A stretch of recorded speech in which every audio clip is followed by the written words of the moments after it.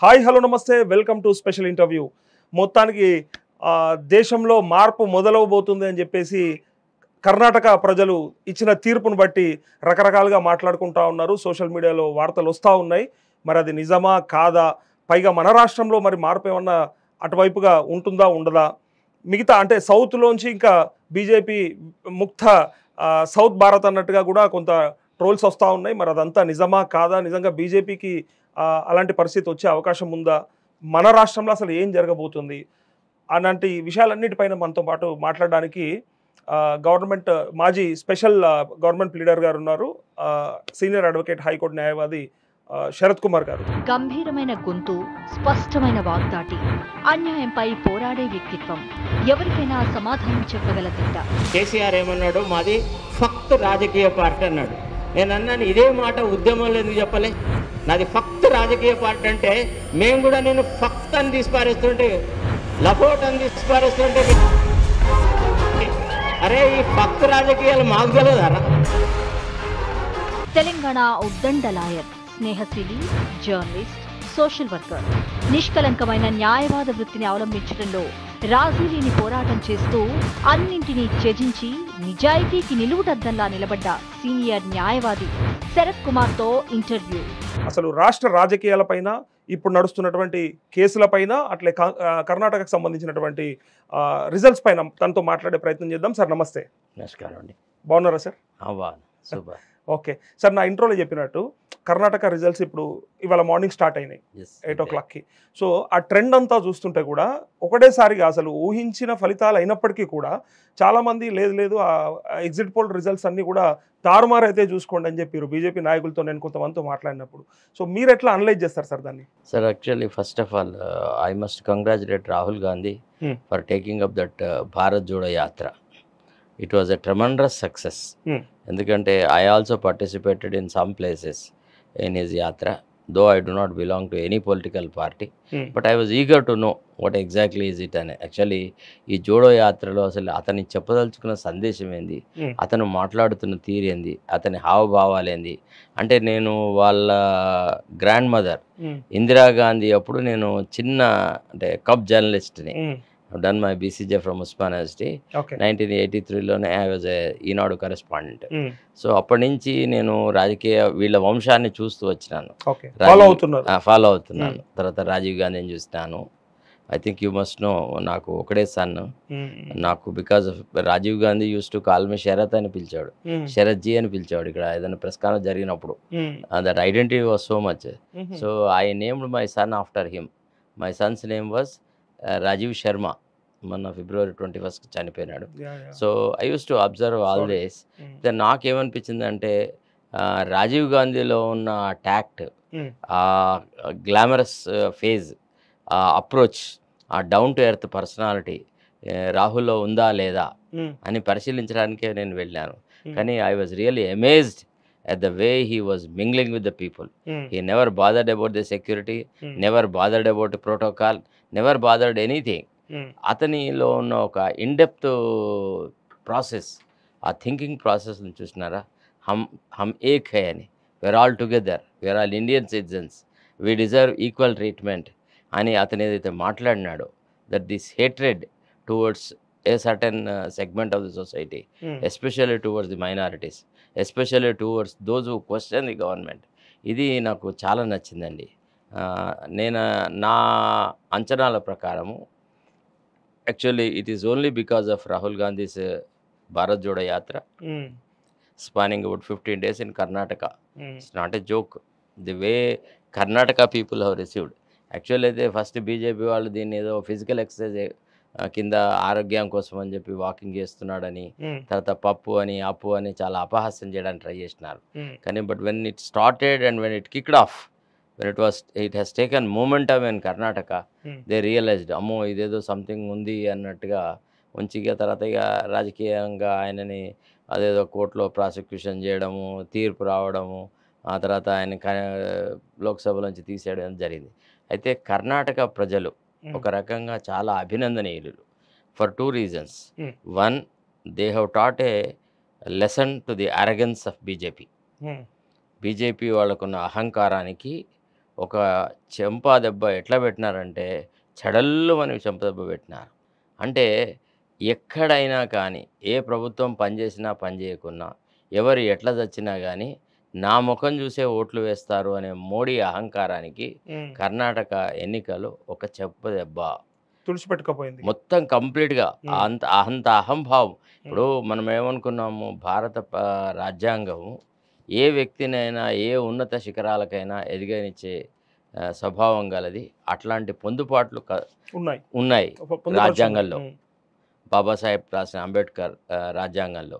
అట్లాంటి రాజ్యాంగం ప్రాతిపదిక మీద ఇవాళ ఒక సామాన్యమైన కుటుంబంలో పుట్టిన ఒక బలహీన వర్గాల బిడ్డ ఈ భారతదేశ ప్రధానమంత్రి అయినాడు అని అన్నప్పుడు దేశ ప్రజలు అతని నుంచి ఏమి ఎక్స్పెక్ట్ చేసినారు అంటే 70% 80% ఉన్న బీద ప్రజలకి ఈయన వల్ల మేలు జరుగుతుంది అని అనుకున్నారు. కానీ ఈయన రాజకీయాలు ఎట్లా తయారైనాయి అంటే అదానీలకు, తర్వాత అన్ని పబ్లిక్ సెక్టర్స్ అండర్టేకింగ్స్ అమ్మడము, ఆ అహంభావానికైతే ఒక హద్దులు లేవు. అవధులు లేని అహంభావం ప్రదర్శిస్తూ వచ్చినాడు గత కొంతకాలంగా. అసలు అతను వేరే ప్రతిపక్షం అనేది ఏది లేదు. ఇంకొక దశాబ్ద కాలం నేను తప్ప ఇంకోడు ఎవడు లేడు అనేటువంటి ఒక ఫీలింగ్. కర్ణాటకలో పరిస్థితి బాగలేదు అనే సంగతి ప్రైమ్ మినిస్టర్కి తెలిసి కూడా కావాలని ఆయన రోడ్ షోలు పెట్టుకున్నాడు, కావాలని అక్కడ టూర్లు ఎక్కువ వేసినాడు. నేను గెలిపిస్తా అంటే ఈ నిరంకుశ రాజకీయం ఎట్లుంటుందంటే మీరెవ్వరు చేతగాని వాళ్ళు చవటలు, మేము గెలిపిస్తే మీరు గెలిచిన వాళ్ళు, మేము చెప్పినట్టు మీరు వినాలా అనే ధోరణితోనే ఈ రకమైన పనులు చేస్తున్నట. అంతే తప్ప వాళ్ళు లోకల్ లీడర్షిప్కి ప్రాధాన్యత ఇవ్వరు. ఇది నేను చాలా రాజకీయ నాయకులలో చూసినాను. అంటే ఈవెన్ మండల్ ఎలక్షన్స్లో కానీ, గ్రామ పంచాయతీ ఎలక్షన్స్లో కానీ, లేకపోతే లోకల్ బాడీస్ ఇతరత్ర మున్సిపల్ ఎలక్షన్స్లో కానీ, అంటే రాష్ట్రంలో ఉండేటువంటి ముఖ్యమంత్రి కానీ లేదా ప్రదేశ్ కాంగ్రెస్ అధ్యక్షుడు కానీ ఏం చేస్తారంటే మేమే అంతా మా వల్లనే మీరు ఎన్నికైనారు, మీరు కూర్చోమంటే కూర్చోవాలి, నిలబడమంటే నిలబడాలా అనే ఒక ధోరణి ప్రదర్శించబోతూ ఉంటారు. అంతేగాని అక్కడున్న లోకల్ లీడర్షిప్ని స్ట్రెంథెన్ చేయరు. అంటే సెకండ్ లైన్ ఆఫ్ లీడర్షిప్ రానివ్వరు. దానికి రాహుల్ గాంధీ చాలా పెద్ద దెబ్బ కొట్టినాడు, నథింగ్ డూయింగ్. అందుకే రాహుల్ గాంధీ తన మీటింగులలో ఒక మాట అన్నాడు, ఈరోజు జరుగుతున్నటువంటి ఎన్నికలు కర్ణాటక రాష్ట్రంలో ఒక ప్రజాప్రభుత్వం రావాలా, ఒక జవాబుదారీతనం ఉన్న ప్రభుత్వం రావాలా, లేకపోతే కర్ణాటక ప్రజలు మోడీ కోటు వేస్తున్నారా? మీరు ఆలోచించుకోండి. ఈ రాష్ట్ర ఎన్నికల వల్ల మోడీకి జరిగే నష్టము లేదు, కష్టము లేదు. కానీ మోడీ అహంకారానికి మాత్రం మీరు ఒక దెబ్బ పెట్టాలా, ఒక చెంప దెబ్బ పెట్టాలా అని చెప్పి పదే పదే ఆయనే ఓటర్లను అడగడం జరిగింది. ఆ ఓటర్లు అదే రకంగా సమాధానం ఇచ్చినారు. అంటే ప్రధానమంత్రికి ఒక విషయం చెప్పినాడు, ఏమని, ఒక పెద్ద ప్రజాస్వామ్య సౌధం అనేది ఒకే స్తంభం మీద నిలబడదు, ప్రధానమంత్రి ఏకశిలా స్తంభం లాగా నిలబెడతా అనంటే నడవదు. ప్రజాస్వామ్యం అంటే అన్ని స్థాయిలలో నాయకత్వపు లక్షణాలు పెంచాలి, ప్రజలతో మమేకమైన నాయకులకి అధికారం చేతికిస్తే ప్రజా సంక్షేమం జరుగుతుంది అనే విషయం మోడీకి చాలా పూర్తిగా, అంటే ఎంత ఖరాఖండితంగా చెప్పాలో అంత ఖరాఖండితంగా చెప్పారు. తర్వాత ఇంకొకటి ఏంటంటే కర్ణాటకలో ఉన్నటువంటి ఇద్దరు వ్యక్తులు, సిద్ధరామయ్య గారి శివకుమార్ కానీ, వీళ్ళిద్దరి మధ్య కొంత పొరపొచ్చులు, కొంత భేదాభిప్రాయాలు అన్నమాట వాస్తవం. అయితే కాకపోతే ఒకటి నేను ఉంచుకుందాం, అట్లా ప్రజాస్వామ్యంలో ఆ మాత్రము భేదాభిప్రాయాలు లేకుంటే అది నియంతృత్వమే అవుతుంది కదా. కాంగ్రెస్ యొక్క గొప్పతనమే అది. అంటే ముఖ్యమంత్రిని కూడా డైరెక్ట్గా తిడుతూ శాసనసభ సభ్యులు ఉండగలుగుతారు, ముఖ్యమంత్రితో విభేదిస్తూ మంత్రులు ఉండగలుగుతారు. అక్కడ ప్రజాస్వామ్యం వెల్లువిరుస్తుంది. అది మాత్రమే భేదాలు ఉంటాయి, కానీ వాళ్ళందరూ వాళ్ళ పార్టీకి నిబద్ధులు, పార్టీ కోసం కృషి చేస్తారు. ఎట్లయితే వాళ్ళిద్దరూ నడుం గట్టి ఒకళ్ళు ఒక ప్రాంతం వైపు, ఇంకొకళ్ళు ఇంకొక ప్రాంతం వైపు తిరిగిన తీరు, ప్రజలను సమీకరించిన తీరు, కాంగ్రెస్ పార్టీ విజయానికి వాళ్ళు కృషి చేసిన తీరు, ఇది మన తెలంగాణ రాష్ట్రంలో ఉన్నటువంటి కాంగ్రెస్ నాయకులకు ఆదర్శం కావాలా. 100% పడుతుంది. ఎందుకంటే I have seen politics right from 1978 onwards. First time Congress party రాష్ట్రంలో ఏర్పడ్డప్పుడు డాక్టర్ ఎం చెన్నారెడ్డి గారి అధ్యక్షతలో ఏర్పడ్డది. అప్పుడు రెడ్డి కాంగ్రెస్, తర్వాత ఇవి ఉండేది, కమ్యూనిస్టులు ఉండేది. అయితే కాంగ్రెస్ నాయకత్వంలో ఒక సరళిలో 78 నుంచి చూసినా నేను, వాళ్ళ పద్ధతే వేరుంటుంది, వాళ్ళ ఆలోచన సరళే వేరుంటుంది. వాళ్ళ పార్టీ నిర్మాణ ప్రక్రియ వేరుంటుంది, కార్యకర్తలను ఇన్వాల్వ్ చేసే విధానమే వేరుంటుంది, కార్యకర్తలను ట్రీట్ చేసే విధానం ఉంటుంది. కాంగ్రెస్లో కాంగ్రెస్ కార్యకర్తలు ఎవరు బానిసత్వం చేయరు, వాళ్ళు నాయకుల ముందే డైరెక్ట్గా నువ్వెందుకు చేయవని అడుగుతారు. నేను I have seen one incident. ప్రజాస్వామ్యం ఎక్కువ అంటారు. ప్రజాస్వామ్యం కాదు, నేను ఒక విషయం చెప్తాను. ఒకసారి నేను అంటే జానారెడ్డి గారు పంచాయతీరాజ్ మినిస్టర్ అన్నప్పుడు ఒక సర్పంచ్ వచ్చినాడు. సర్పంచ్ వచ్చేసి అతను ట్రైబల్ సర్పంచ్, జానారెడ్డి గారేమో పంచాయతీరాజ్ మినిస్టర్, మేమేమో యాజ్ అ లాయర్గా ఒక సర్పంచ్ రిమూవల్కి సంబంధించిన కేసు లోపల నేను ఆయన దగ్గరికి పోయినాను, జానారెడ్డి గారి దగ్గరికి. అంటే అది ఆదిలాబాద్ జిల్లాలకు సంబంధించింది. ఆ పర్టికులర్ సర్పంచ్ రిమూవల్ చేయాలని చెప్పేసి అప్పటి మంత్రి ఇంద్రకరణ్ రెడ్డికి చాలా ఇంట్రెస్ట్, ఎమ్మెల్యే గారికి, మంత్రి కాదు ఆయన ఇప్పుడు ఎమ్మెల్యే. ఆయనను తొలగించడానికి ఇంద్రకరణ్ రెడ్డి సకల ప్రయత్నాలు చేసి ఆ సర్పంచ్ని రిమూవ్ చేయించినాడు. దాని మీద నేను అప్పీల్ వేసినాను. నాకంటే ముందు ఇంద్రకరణ్ రెడ్డి జానారెడ్డి గారిని కలిసేసేసి మాట్లాడి ఇట్లా వాడికి ఎట్టి పరిస్థితుల్లో నువ్వు స్టే చేయొద్దు అని చెప్పి వెళ్ళిపోయినాడు. వెళ్ళిపోయిన తర్వాత నేను మమ్మల్ని అందరినీ లోపలికి పిలిచారు ఛాంబర్లోకి. వచ్చి మేము మాట్లాడుతూ ఉన్నాం. ఈ లోపల ఒక ట్రైబల్ సర్పంచ్ వచ్చాడు. అయ్యా దండాలు అన్నాడు. అంటే దండాలు స్వామి అన్నాడు. అన్న తర్వాత అయ్యా పని మీద వచ్చినా అంటే ఇప్పుడేం పనులు లేవు, పైసలు లేవు ప్రభుత్వం దగ్గర, ఇప్పుడు ఆగు, నువ్వు అన్నీ నీయే పనులు కావంటావు, వేరే వాళ్ళదైతే ఎట్లా అని జానారెడ్డి కొద్దిగా గదిరిచిపోయినాడు. అయ్యా ఓట్లకు వచ్చినాడు గిట్టే మాట్లాడినావా అన్నాడు. ఇదే మాట అన్నాడు సర్పంచ్. నాకు అనిపించింది అబ్బా ఏముందిరా ప్రజాస్వామ్యం. ఒక ట్రైబల్ సర్పంచ్ ఒక మంత్రిని నిలదీసిన తీరు చూసిన తర్వాత అనిపించింది yes this is a political party. ఇప్పుడు ఉందా సార్ అసలు? అదే కదా మేము అంటే అట్లాంటి స్వర్ణయుగం చూసి ఇట్లాంటి లుచ్చా పరిపాలన చూసిన తర్వాత ఇవాళ సెక్రటరేట్ కట్టినాడండి, దాదాపు 16,000 కోట్లతోని కట్టి అక్కడికి ఒక ఎమ్మెల్యే రావడానికి వీల్లేదు, 1600 కోట్లు, ఒక ఎమ్మెల్యే రావడానికి వీల్లేదు, ఒక ఎంపీ రావడానికి వీల్లేదు, ఒక ప్రతిపక్ష నాయకుడు రావడానికి వీల్లేదు. అసలు రేవంత్ రెడ్డి అని కాదు, ఎవరైనా కానీ కాక ప్రజాప్రతినిధులు కూడా వచ్చి ముఖ్యమంత్రిని కలిసేయగలిగేటువంటి ప్రజాస్వామ్యవాదులను నేను చూసినాను. డాక్టర్ రాజశేఖర రెడ్డి గారు మార్నింగ్ రోజు అందరినీ కలిసేవాడు, ప్రజలను కలిసి వాళ్ళ రిప్రజెంటేషన్స్ తీసుకునేవాడు. డాక్టర్ చెన్నారెడ్డి అట్లానే చేసేవాడు. చెన్నారెడ్డి దగ్గర అయితే ఒక సెక్రటరేటే ఉంటుంది. మీరు ఎవరైనా కానీ ఒక ఉత్తరం రాయండి చెన్నారెడ్డి ఆఫీస్కి. నేను చూసేవాడిని, నా ఓన్ అనుభవంతో చెప్తున్నాను, because I worked as a journalist and I use to see his coverage also. ఆయన దగ్గర ఒక senior officer whose job is only to attend to all these letters అనమాట. మీరు ఏదన్నా ఒక ఉత్తరం రాస్తే ఆ ఉత్తరానికి ఆయన సమాధానం ఇచ్చేవాడు. ఒక చిన్న ఉదాహరణ చెప్తాను. 1978లో సి.నారాయణ అనే ఒక ఎమ్మెల్యేని, ఒక కాంగ్రెస్ క్యాండిడేట్ని, అంటే ఇక్కడ మన హైదరాబాద్లో గగన్ మహల్కు సంబంధించిన వ్యక్తి, మాది రిజర్వ్డ్ కాన్స్టిట్యున్సీ, ఆయనకి కాంగ్రెస్ పార్టీ టికెట్ ఇచ్చారు.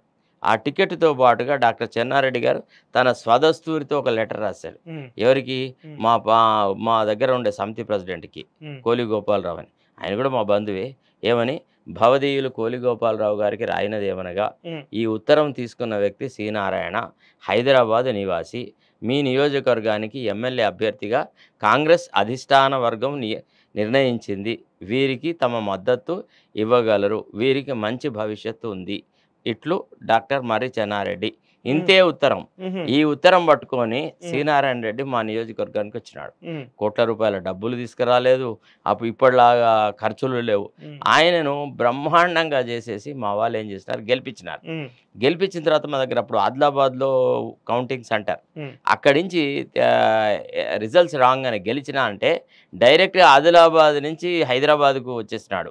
అంటే ఈయన ఏం గ్రహించినాడు సి.నారాయణ అంటే, కోలి గోపాలరావు గారి పేరు అంటే చెన్నారెడ్డి గారికి అంత గౌరవము, చెన్నారెడ్డి గారి మాట అంటే కోలి గోపాలరావుకి ఇంత అభిమానము, కాబట్టి నేను కోలి గోపాలరావు ఆశీస్సులతో ఎన్నికైన కాబట్టి నేను మంత్రివర్గంలో మంత్రిని ఖచ్చితంగా అవుతా అనే ఉద్దేశంతో గెలిచిన తర్వాత మళ్ళా గోపాలరావు గారికి నా కృతజ్ఞతలు చెప్పలేదు, మా ఊరికి రాలేదు, డైరెక్ట్గా ఎట్టించిటే హైదరాబాద్కి వచ్చినాడు.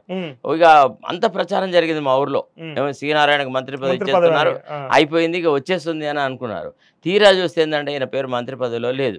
లేకపోయేటప్పటికి చాలా డిసప్పాయింట్ అయిపోయి ఆయన ఏం చేసినాడంటే మళ్ళీ అక్కడ లోకల్ వాళ్ళని అడిగారు, అడిగితే ఎందుకు నా పేరు లేకపోయింది, అసలు ఉండేది కదా, నేను ఒక అంటే ఆయన కంటే ముందు కోదాటి రాజమల్లు మా నియోజకవర్గం ఎమ్మెల్యే, ఆయన మంత్రి, మా నియోజకవర్గానికి ఎప్పుడు మంత్రి పదవి ఉండేది కాబట్టి అట్లా ఎక్స్పెక్ట్ చేశాడు, అట్లా ఎక్స్పెక్ట్ చేసినాడు. మరి చాలా వెనుకబడిన ప్రాంతం కాబట్టి, కానీ అది ఆయనకి ఇవ్వలేదు. దాని తర్వాత ఈయన ఏం చేసినాడంటే చెన్నారెడ్డి గారు అపాయింట్మెంట్ అడిగితే అపాయింట్మెంట్ కూడా ఇవ్వలే, ఎవరికి, సి నారాయణకి. ఆ తర్వాత ఏం చేసినాడు, చాలా డిసప్పాయింట్ అయిపోయి వారం 10 రోజుల తర్వాత మా ఊరికి వచ్చినాడు. మా ఊరికి వచ్చి మళ్ళీ గోపాలరావు గారికి నమస్కారాలు చేసేసి, అయ్యా నాది తప్పైపోయింది, నేను క్షమించాలా, మిమ్మల్ని కలవకుండా డైరెక్ట్గా డాక్టర్ చెన్నారెడ్డి గారి దగ్గరికి పోయినాను, పోతే వారు నన్ను పట్టించుకోలేదు, అసలు నాకు మంత్రి పదవి కదా ఏది ఇవ్వలేదు అని చెప్పి మీరే నాకు ఏదైనా సహాయపడాలన్నారు. దానికి మళ్ళీ రిటర్న్గా, అంటే మాది పొలిటికల్ ఫ్యామిలీ గారికి చెప్తున్నాను, ఆయనకు ఉత్తరం రాశాడు. ఎవరు, గోపాలరావు గారు డాక్టర్ చెన్నారెడ్డి గారికి.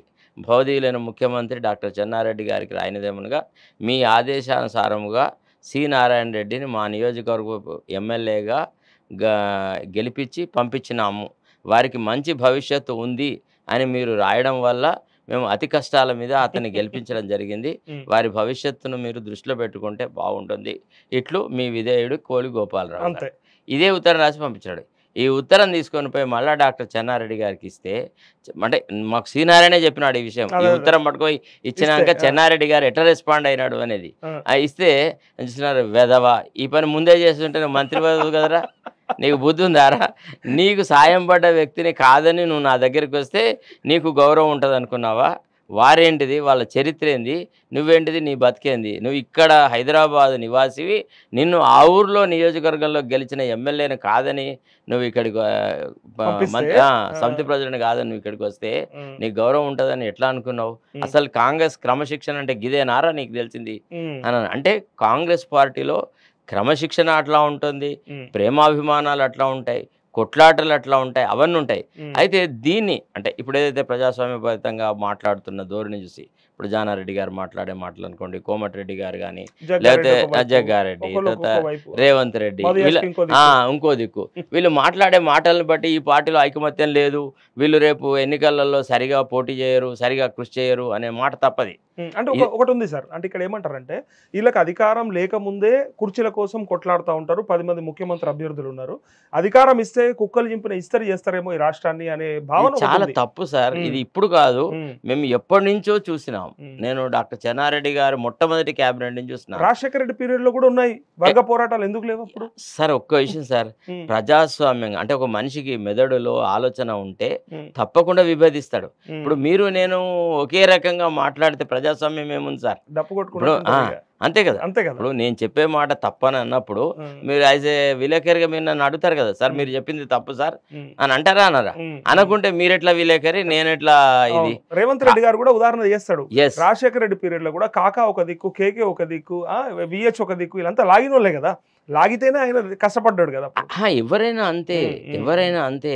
ఇప్పుడు ఈయన బానిసలు కాదు కదా, రేవంత్ రెడ్డి గారి కంటే అర్హత తక్కువ ఉన్న నాయకులు ఎవరు లేరు కదా, అనుభవంలో వయసులో తక్కువ కాదు, వాళ్ళకి వాళ్ళ ఓన్ అనుభవం ఉంది, వాళ్ళకు ఓన్ ప్రజాసేవ చేసినటువంటి బ్యాక్గ్రౌండ్ ఉంది, రకరకాలుగా ఉన్నాయి. కాబట్టి కేవలం మనతో విభేదించిన ప్రతి వ్యక్తిని మన శత్రువుగా భావించేటువంటి ధోరణి అది ప్రజాస్వామ్యానికి మంచిది కాదు. ఇది ఇప్పుడు కేసీఆర్ ను చూసిన తర్వాతనే ప్రజల్లో ఈ ఆలోచన వస్తుంది. ఇప్పటి వరకు చూడలేదు వీళ్ళు, ఇట్లాంటి కుటుంబ పరిపాలన, నియంతృత్వ పరిపాలన చూడలేదు. ఇప్పుడు తెలుస్తుంది వీళ్ళకి, అరే అప్పుడు రాజశేఖర రెడ్డి ఉన్నప్పుడు న్యాయం ఉండే, రోషాయ్ ఉన్నప్పుడు న్యాయం ఉండే, కిరణ్ కుమార్ రెడ్డి న్యాయం ఉండే అని ఇట్లా మాట్లాడుకుంటున్నారు. వర్గాలుగా ఉన్నప్పుడు ప్రజలందరికీ న్యాయం జరుగుతుంది. ఎందుకంటే ఇప్పుడు ఫర్ ఎగ్జాంపుల్ ఉన్నారు మా దగ్గర ఎస్సీ కమ్యూనిటీస్ ఒక 2-3 వార్డులలో స్ప్రెడ్ అయి ఉన్నారు.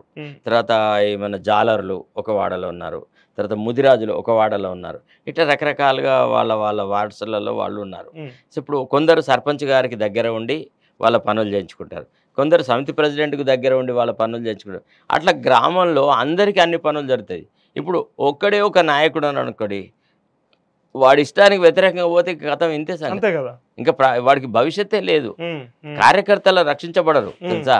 ఈ నాయకత్వాలలో కూడా ఉన్నటువంటి విభిన్న అభిప్రాయాల ద్వారానే ప్రతి కార్యకర్తకు మేలు జరుగుతుంది. ఇది నేను గ్రహించిన విషయం. ఇది అందుకోసం నేను ఏమంటానంటే ఉండాలి. భేదాభిప్రాయాలతో ఉన్న వ్యక్తులతో కలిసి పనిచేయడమే ప్రజాస్వామ్యం. ప్రజాస్వామ్యం అంటే ఒక రాజు మిగతా బానిసలు కాదు, వినేటట్టు కాదు. ప్రజాస్వామ్యం అంటే భావ సారూప్యత ఉండాలి, భావ వ్యక్తీకరణలో విభిన్నమైనటువంటి కోణాలలో వాళ్ళ భావాలు వ్యక్తం చేయాలి. బట్ బై ఏ కాన్సెన్సస్ వాళ్ళు అందరు కలిసి ఏది మంచిది అని నిర్ణయం తీసుకుంటే అందరు కట్టుబడి పనిచేస్తారు కదా. కదా. సో కాబట్టి కర్ణాటక ఎన్నికల ఫలితాలను చూసి తెలంగాణ నాయకులు ఆ గుణపాఠం నేర్చుకుంటారు, తప్పకుండా అదే రీతిగా పోట్లాడతారు. మీరు చూడండి, టీఆర్ఎస్ని సింగిల్ డిజిట్కి కనుక రెస్ట్రిక్ట్ చేయకపోతే మీరు మళ్ళీ ఏంటి సార్ గిట్లెట్లా అని చెప్పినారంటారు. TRS will be restricted to single digit. ఈ మహామహులు అనే వాళ్ళందరూ మట్టిగరుస్తారు. ఈసారి ప్రజలలో అంత ఆగ్రహం ఉంది, ఎందుకంటే కేసీఆర్ యొక్క ధోరణిని ఎవరు యాక్సెప్ట్ చేయట్లేదు. అంటే మాకు బేసికల్గానే మా ఉత్తర తెలంగాణ ప్రాంతాల్లో అంతా ఈ దొరల దౌర్జన్యాలు చూసిన వాళ్ళం. మాదంతా నక్సలైట్ ఇన్ఫెస్టెడ్ ఏరియాస్. మేమందరం జనరల్గా మావోయిస్టు గ్రూపులలో అక్కడ ఇక్కడ వాళ్ళ సానుభూతి పరులము, వాళ్ళతో కలిసి పనిచేసిన వాళ్ళము. ఈ ధరణి అనేది ఎప్పుడైతే తీసుకొచ్చాడో, ఎప్పుడో ఒకప్పుడు ఒక 40 సంవత్సరాల క్రితం 50 సంవత్సరాల క్రితం అన్నలు ఏం చేస్తున్నారంటే ఒక్కొక్క ఆసామి దగ్గర 70 ఎకరాలు 100 ఎకరాలు 200 ఎకరాలు అట్లా ఉండేది. ఉండేవాళ్ళు. వాళ్ళు ఎన్నడూ మా ఊరికి వచ్చేవాళ్ళు కాదు. ఎప్పుడు వాళ్ళు అక్కడెక్కడ వాళ్ళ ప్రాంతాలలో ఉండేవాళ్ళు. కేవలం పంట నూర్చుకునే సమయానికి వచ్చేసేసి గరిసెల కొద్ది వడ్లు ధాన్యం తీసుకొని పోయేవాళ్ళు. దీంతో నక్సలైట్ ఉద్యమంలో ఏం చేస్తున్నారంటే దున్నేవాడిదే భూమి అనేది ఒక నినాదం వచ్చింది, పెట్టినారు. పెట్టి ఏం చేసినారు, జెండాలు పాతినారు. పాతి డిక్లేర్ చేసినారు ఏమని, ఇగో ఈ 2 ఎకరాలు ఫలానా, వాళ్ళ 2 ఎకరాలు పంచిపెట్టి ఒక కాగితం మీద రాసి భూస్వామికి ఇచ్చినారు. ఇగో ఇది వీళ్ళకి వంచినాం మేము, దాంట్లో కాలు పెడితే నీ కాలు విరగొడతామని చెప్పి పెట్టిపోయినారు. అట్లా కస్టడీలో అంటే వాళ్ళ పొజిషన్ లోపల చిన్న చిన్న కమ్మతాలు ఆ రైతుల దగ్గర ఉండే. అయితే ఈ కేసీఆర్ ఒక దురాలోచన చేసినాడు, వీళ్ళకి అందరికి పొజిషన్లో ఉన్నారు కానీ వీళ్ళకి పట్టా కాయిదాలు లేవు. సో ఈ పట్టా కాయిదాలు కనుక వీళ్ళకి ఇవ్వకుండా ఈ పొజెసరీ కాలం రిమూవ్ చేసే పక్షంలో మళ్ళా దొరలు ఆనాడు నక్సలైట్లు వంచిన భూములు మళ్ళా దొరల ఆధీనంలోకి వస్తాయి అన్న ఆలోచనతోని ఆయన ఏం చేసినాడంటే ఆ పొజెసరీ కాలం తీసేసినాడు. అంటే ఎవరు కబ్జాదారు, ఎవరు ఈనాడు ఫలసాయం అనుభవిస్తున్నారు, ఎవరు కల్టివేట్ చేస్తున్నారు అనేటువంటి ఆధారమే లేకుండా వేసినాడు. అంటే 30-35 సంవత్సరాలుగా కల్టివేట్ చేస్తున్న రైతు పేరుని నువ్వు కేవలం ఒక కలం పోటుతో తీసేసావు. చట్టానికి మార్పు చేయలేదు, ఒక మెమో ద్వారా తీసేసినాడు. నేను అప్పుడు స్పెషల్ గవర్నమెంట్ పీడర్ని and I use to look after revenue subject, revenue and home. నా మిత్రుడు ఇంకొకతను నా దగ్గర గవర్నమెంట్ పీడర్ ఫర్ రెవెన్యూ ఉండేది. మేమిద్దరం చాలా డిస్కస్ చేసుకున్నాం. అప్పుడు రెవెన్యూ జీపీ మేమిద్దరం చాలా దాదాపుగా ఒక అన్నదమ్ముల్లాగా కలిసి ఉండేవాళ్ళం అన్నమాట. మా ఇద్దరి మధ్య చర్చ వచ్చినప్పుడు ఇదేంది ఇది, ఈ పొజెసరీ కాలం తీసేస్తారేంది, it's a substantial issue in any land dispute. అట్లాంటప్పుడు పొజెసరీ కాలం తీసేస్తే ఇదంతా మళ్ళా ధనికులకే ఉపయోగపడుతుంది కదా, ఈ ల్యాండ్స్ పోతాయి కదా అని మేము చర్చ చేసి నేను ఒక ఇంత పొడుగు లకోట ఉత్తరం రాసిన. ఏమని, రిమూవల్ ఆఫ్ దిస్ పొజెసరీ కాలం is not in the interest of the small and marginal farmers and the manner in which it is being done is highly irregular. It ought to be through a statutory amendment not by a way of a memo అని చెప్పేసి మేము ఒక అభిప్రాయం కూడా వ్యక్తం చేసినాం అన్నమాట. అయినా సరే ఆ కాలంను తీసేసి ఇవాళ మీరు చూస్తున్నారు ధరణి దరిద్రం. ఏ ప్రాంతానికన్నా ఇవాళ మీరు గ్రామీణ ప్రాంతాలకు పోతే టోటల్గా 70% అశాంతికి కారణము ధరణి పోర్టల్. సార్ 5 లక్షల అప్లికేషన్లు పెండింగ్ ఉన్నాయంట పోర్టల్లో. అంటే వాళ్ళ పేరు మీద లేకుండా కన్ఫ్యూజన్స్ క్రియేట్ చేసిన టెక్నికల్ ఇష్యూస్తో వచ్చిన ఇష్యూస్ ఉన్నాయి కదా, వాటికి 5 లక్షల అప్లికేషన్లు పెండింగ్ ఉన్నాయంట. ఇక్కడ దరిద్రం ఏంటంటే సార్, ఒక సీనియర్ మోస్ట్ అడ్వకేట్ జనరల్గా ఉండి ఎంత బుద్ధి లేని పని చేసినాడంటే, అతను అంటే కేవలం కేసీఆర్ ఇచ్చే డబ్బులకి ఆయన బిల్లులు పెట్టుకునేది 5 లక్షలు 10 లక్షలు ఎంత పడదంతా. అప్పుడు ధనిక రాష్ట్రము మిగులు ఉండేది, ఆయన ఎంత బిల్లు పెడితే అంత బిల్లు శాంక్షన్ అయ్యేది. కాబట్టి ఆయన అన్ని అరాచకాలను సమర్థిస్తూ ఆయన ఒక అడ్వకేట్ జనరల్గా ప్రభుత్వానికి సహకరించినాడు. నిజానికైతే ఆయన ఏమాత్రం ప్రజా సంక్షేమం కనుక ఆలోచించుంటే ఆ అడ్వకేట్ జనరల్ ప్రభుత్వానికి చెప్పేది ఉండే, అయ్యా ఇది ఇట్లా కాదు, దీనివల్ల ఈ అనర్థాలు జరుగుతాయి, ఇది తప్పుడు విధానము, ఇట్లా చేయడానికి వీల్లేదు అని చెప్పేది ఉండే. ఇప్పుడు ఆయనకు తెలియదు, as an advocate general is ఈ not aware that removal of possessory కాలం is not in the interest of the farmers అని. ఇప్పుడు ఒక కాన్సెప్ట్ ఉందండి లాలో, అడ్వర్స్ పొజిషన్ అంటాం. అడ్వర్స్ పొజిషన్ అంటే to being in the possession of a particular property hostile to the owner, true owner. మరి possession ఎట్లా ప్రూవ్ చేసుకుంటాడు అంటే నువ్వు బీద ప్రజల బొత్తలో ఇంత పొడుగు బాకు వచ్చినావు అనమాట. అంతే. ఇట్లాంటి పనులు చేసిన ప్రభుత్వాన్ని ప్రజలు ఎందుకు ఆదరిస్తారు ఒక్కసారి ఆలోచించండి. ఇవాళ మన గ్రామీణ ప్రాంతాలకు పోతే నేను కూడా ఒక రైతునే, నాకు కూడా కొంత వ్యవసాయ భూమి ఉంది, నాతో పాటుగా ఉన్నవాళ్ళు ఉన్నారు, వేరే మిత్రులు ఉన్నారు. అంటే ఇది ప్రజా కంటకంగా తయారైందనమాట. ఏదైతే ఎప్పుడైతే నక్సలైట్ ఉద్యమంతో దొరలు మా ఊర్లను వదిలెట్టేసి హైదరాబాద్కు పక్కకు వచ్చినారు, ఇక్కడికి వచ్చేసి ఏం చేసినారు, బార్ షాపులు, వైన్ షాపులు, ఈ బిజినెస్లలో ఎంటర్ అయ్యి హైదరాబాద్ సిటీ పెరిఫెరీలలో అక్కడక్కడ వాళ్ళ దగ్గర డబ్బులు తీసుకున్నారు. ఇప్పుడు ఎవరి దగ్గర నుంచి మళ్ళీ వీళ్ళు భూములు గుంజుకున్నారో వీళ్ళ తాత ముత్తాతలు ఈ దొరలకు పైసలు ఇచ్చినారు. ఇచ్చేసి సరే ఈ భూమి నువ్వే దున్నుకున్నావు కదరా, నాకేమి ఇచ్చులేదు, మరి గట్టెట్టరా, నాకు అన్యాయం జరగట్లేదా, నా భూమి నువ్వు దున్నుకోబడితే ఏమన్నా అంటే అన్నలాంటివి అని అంటే కొంత పైసలు వాళ్ళ దగ్గర తీసుకున్నారు. ఇప్పుడు ఆ తీసుకున్న దానికి లెక్కలు లేవు. ఇప్పుడు ఆ పొసెసరీ కాలం పోయేటప్పటికి కేవలం మళ్ళా ఈ పట్టా ఉన్నదాని ఆధారంగానే వీళ్ళు మళ్ళా ఈ భూములన్నీ వీళ్ళ చేతికి వచ్చేసినాయి. తర్వాత ఇంకొకటి ఏంటంటే ఇందులో అప్పుడు జరిగిన పొరపాటు ఏంటంటే ఇప్పుడు 1971 యాక్ట్ ఒకటి ఉంది, ROR యాక్ట్ అంటే రికార్డ్ ఆఫ్ రైట్స్ యాక్ట్ 1971 అని. అందులో ఒక కాలంని అమెండ్ చేయాలనుకున్నప్పుడు ఆల్రెడీ ఒకళ్ళ పేరు ఉంటుంది. ఫర్ ఎగ్జాంపుల్ ఒక 4 ఎకరాల భూమి సర్వే నెంబర్ 43లో ఉందనుకోండి, అది ఒక ఎల్లయ్య అనే పేరు మీద ఉంది. ఆ పేరును ఎల్లయ్య నుంచి మల్లయ్యకు మార్చాలన్నప్పుడు ఎల్లయ్యకు నోటీస్ ఇవ్వాలా. ఇప్పుడు ఆ నోటీస్ ప్రక్రియ అనేదాన్ని తీసి పారేస్తున్నారు. ఎల్ఐకి నోటీస్ ఇవ్వాల్సిన అవసరం లేదు. వాడు ఆన్లైన్లో అప్లికేషన్ చేస్తాడు, ఏదో ఒక కాగితం పెట్టేసేసి ఆ కాగితం బేసిస్ మీదనే ఇది వేరే వాళ్ళ పేరు మీద రెగ్యులర్ అవుతుంది.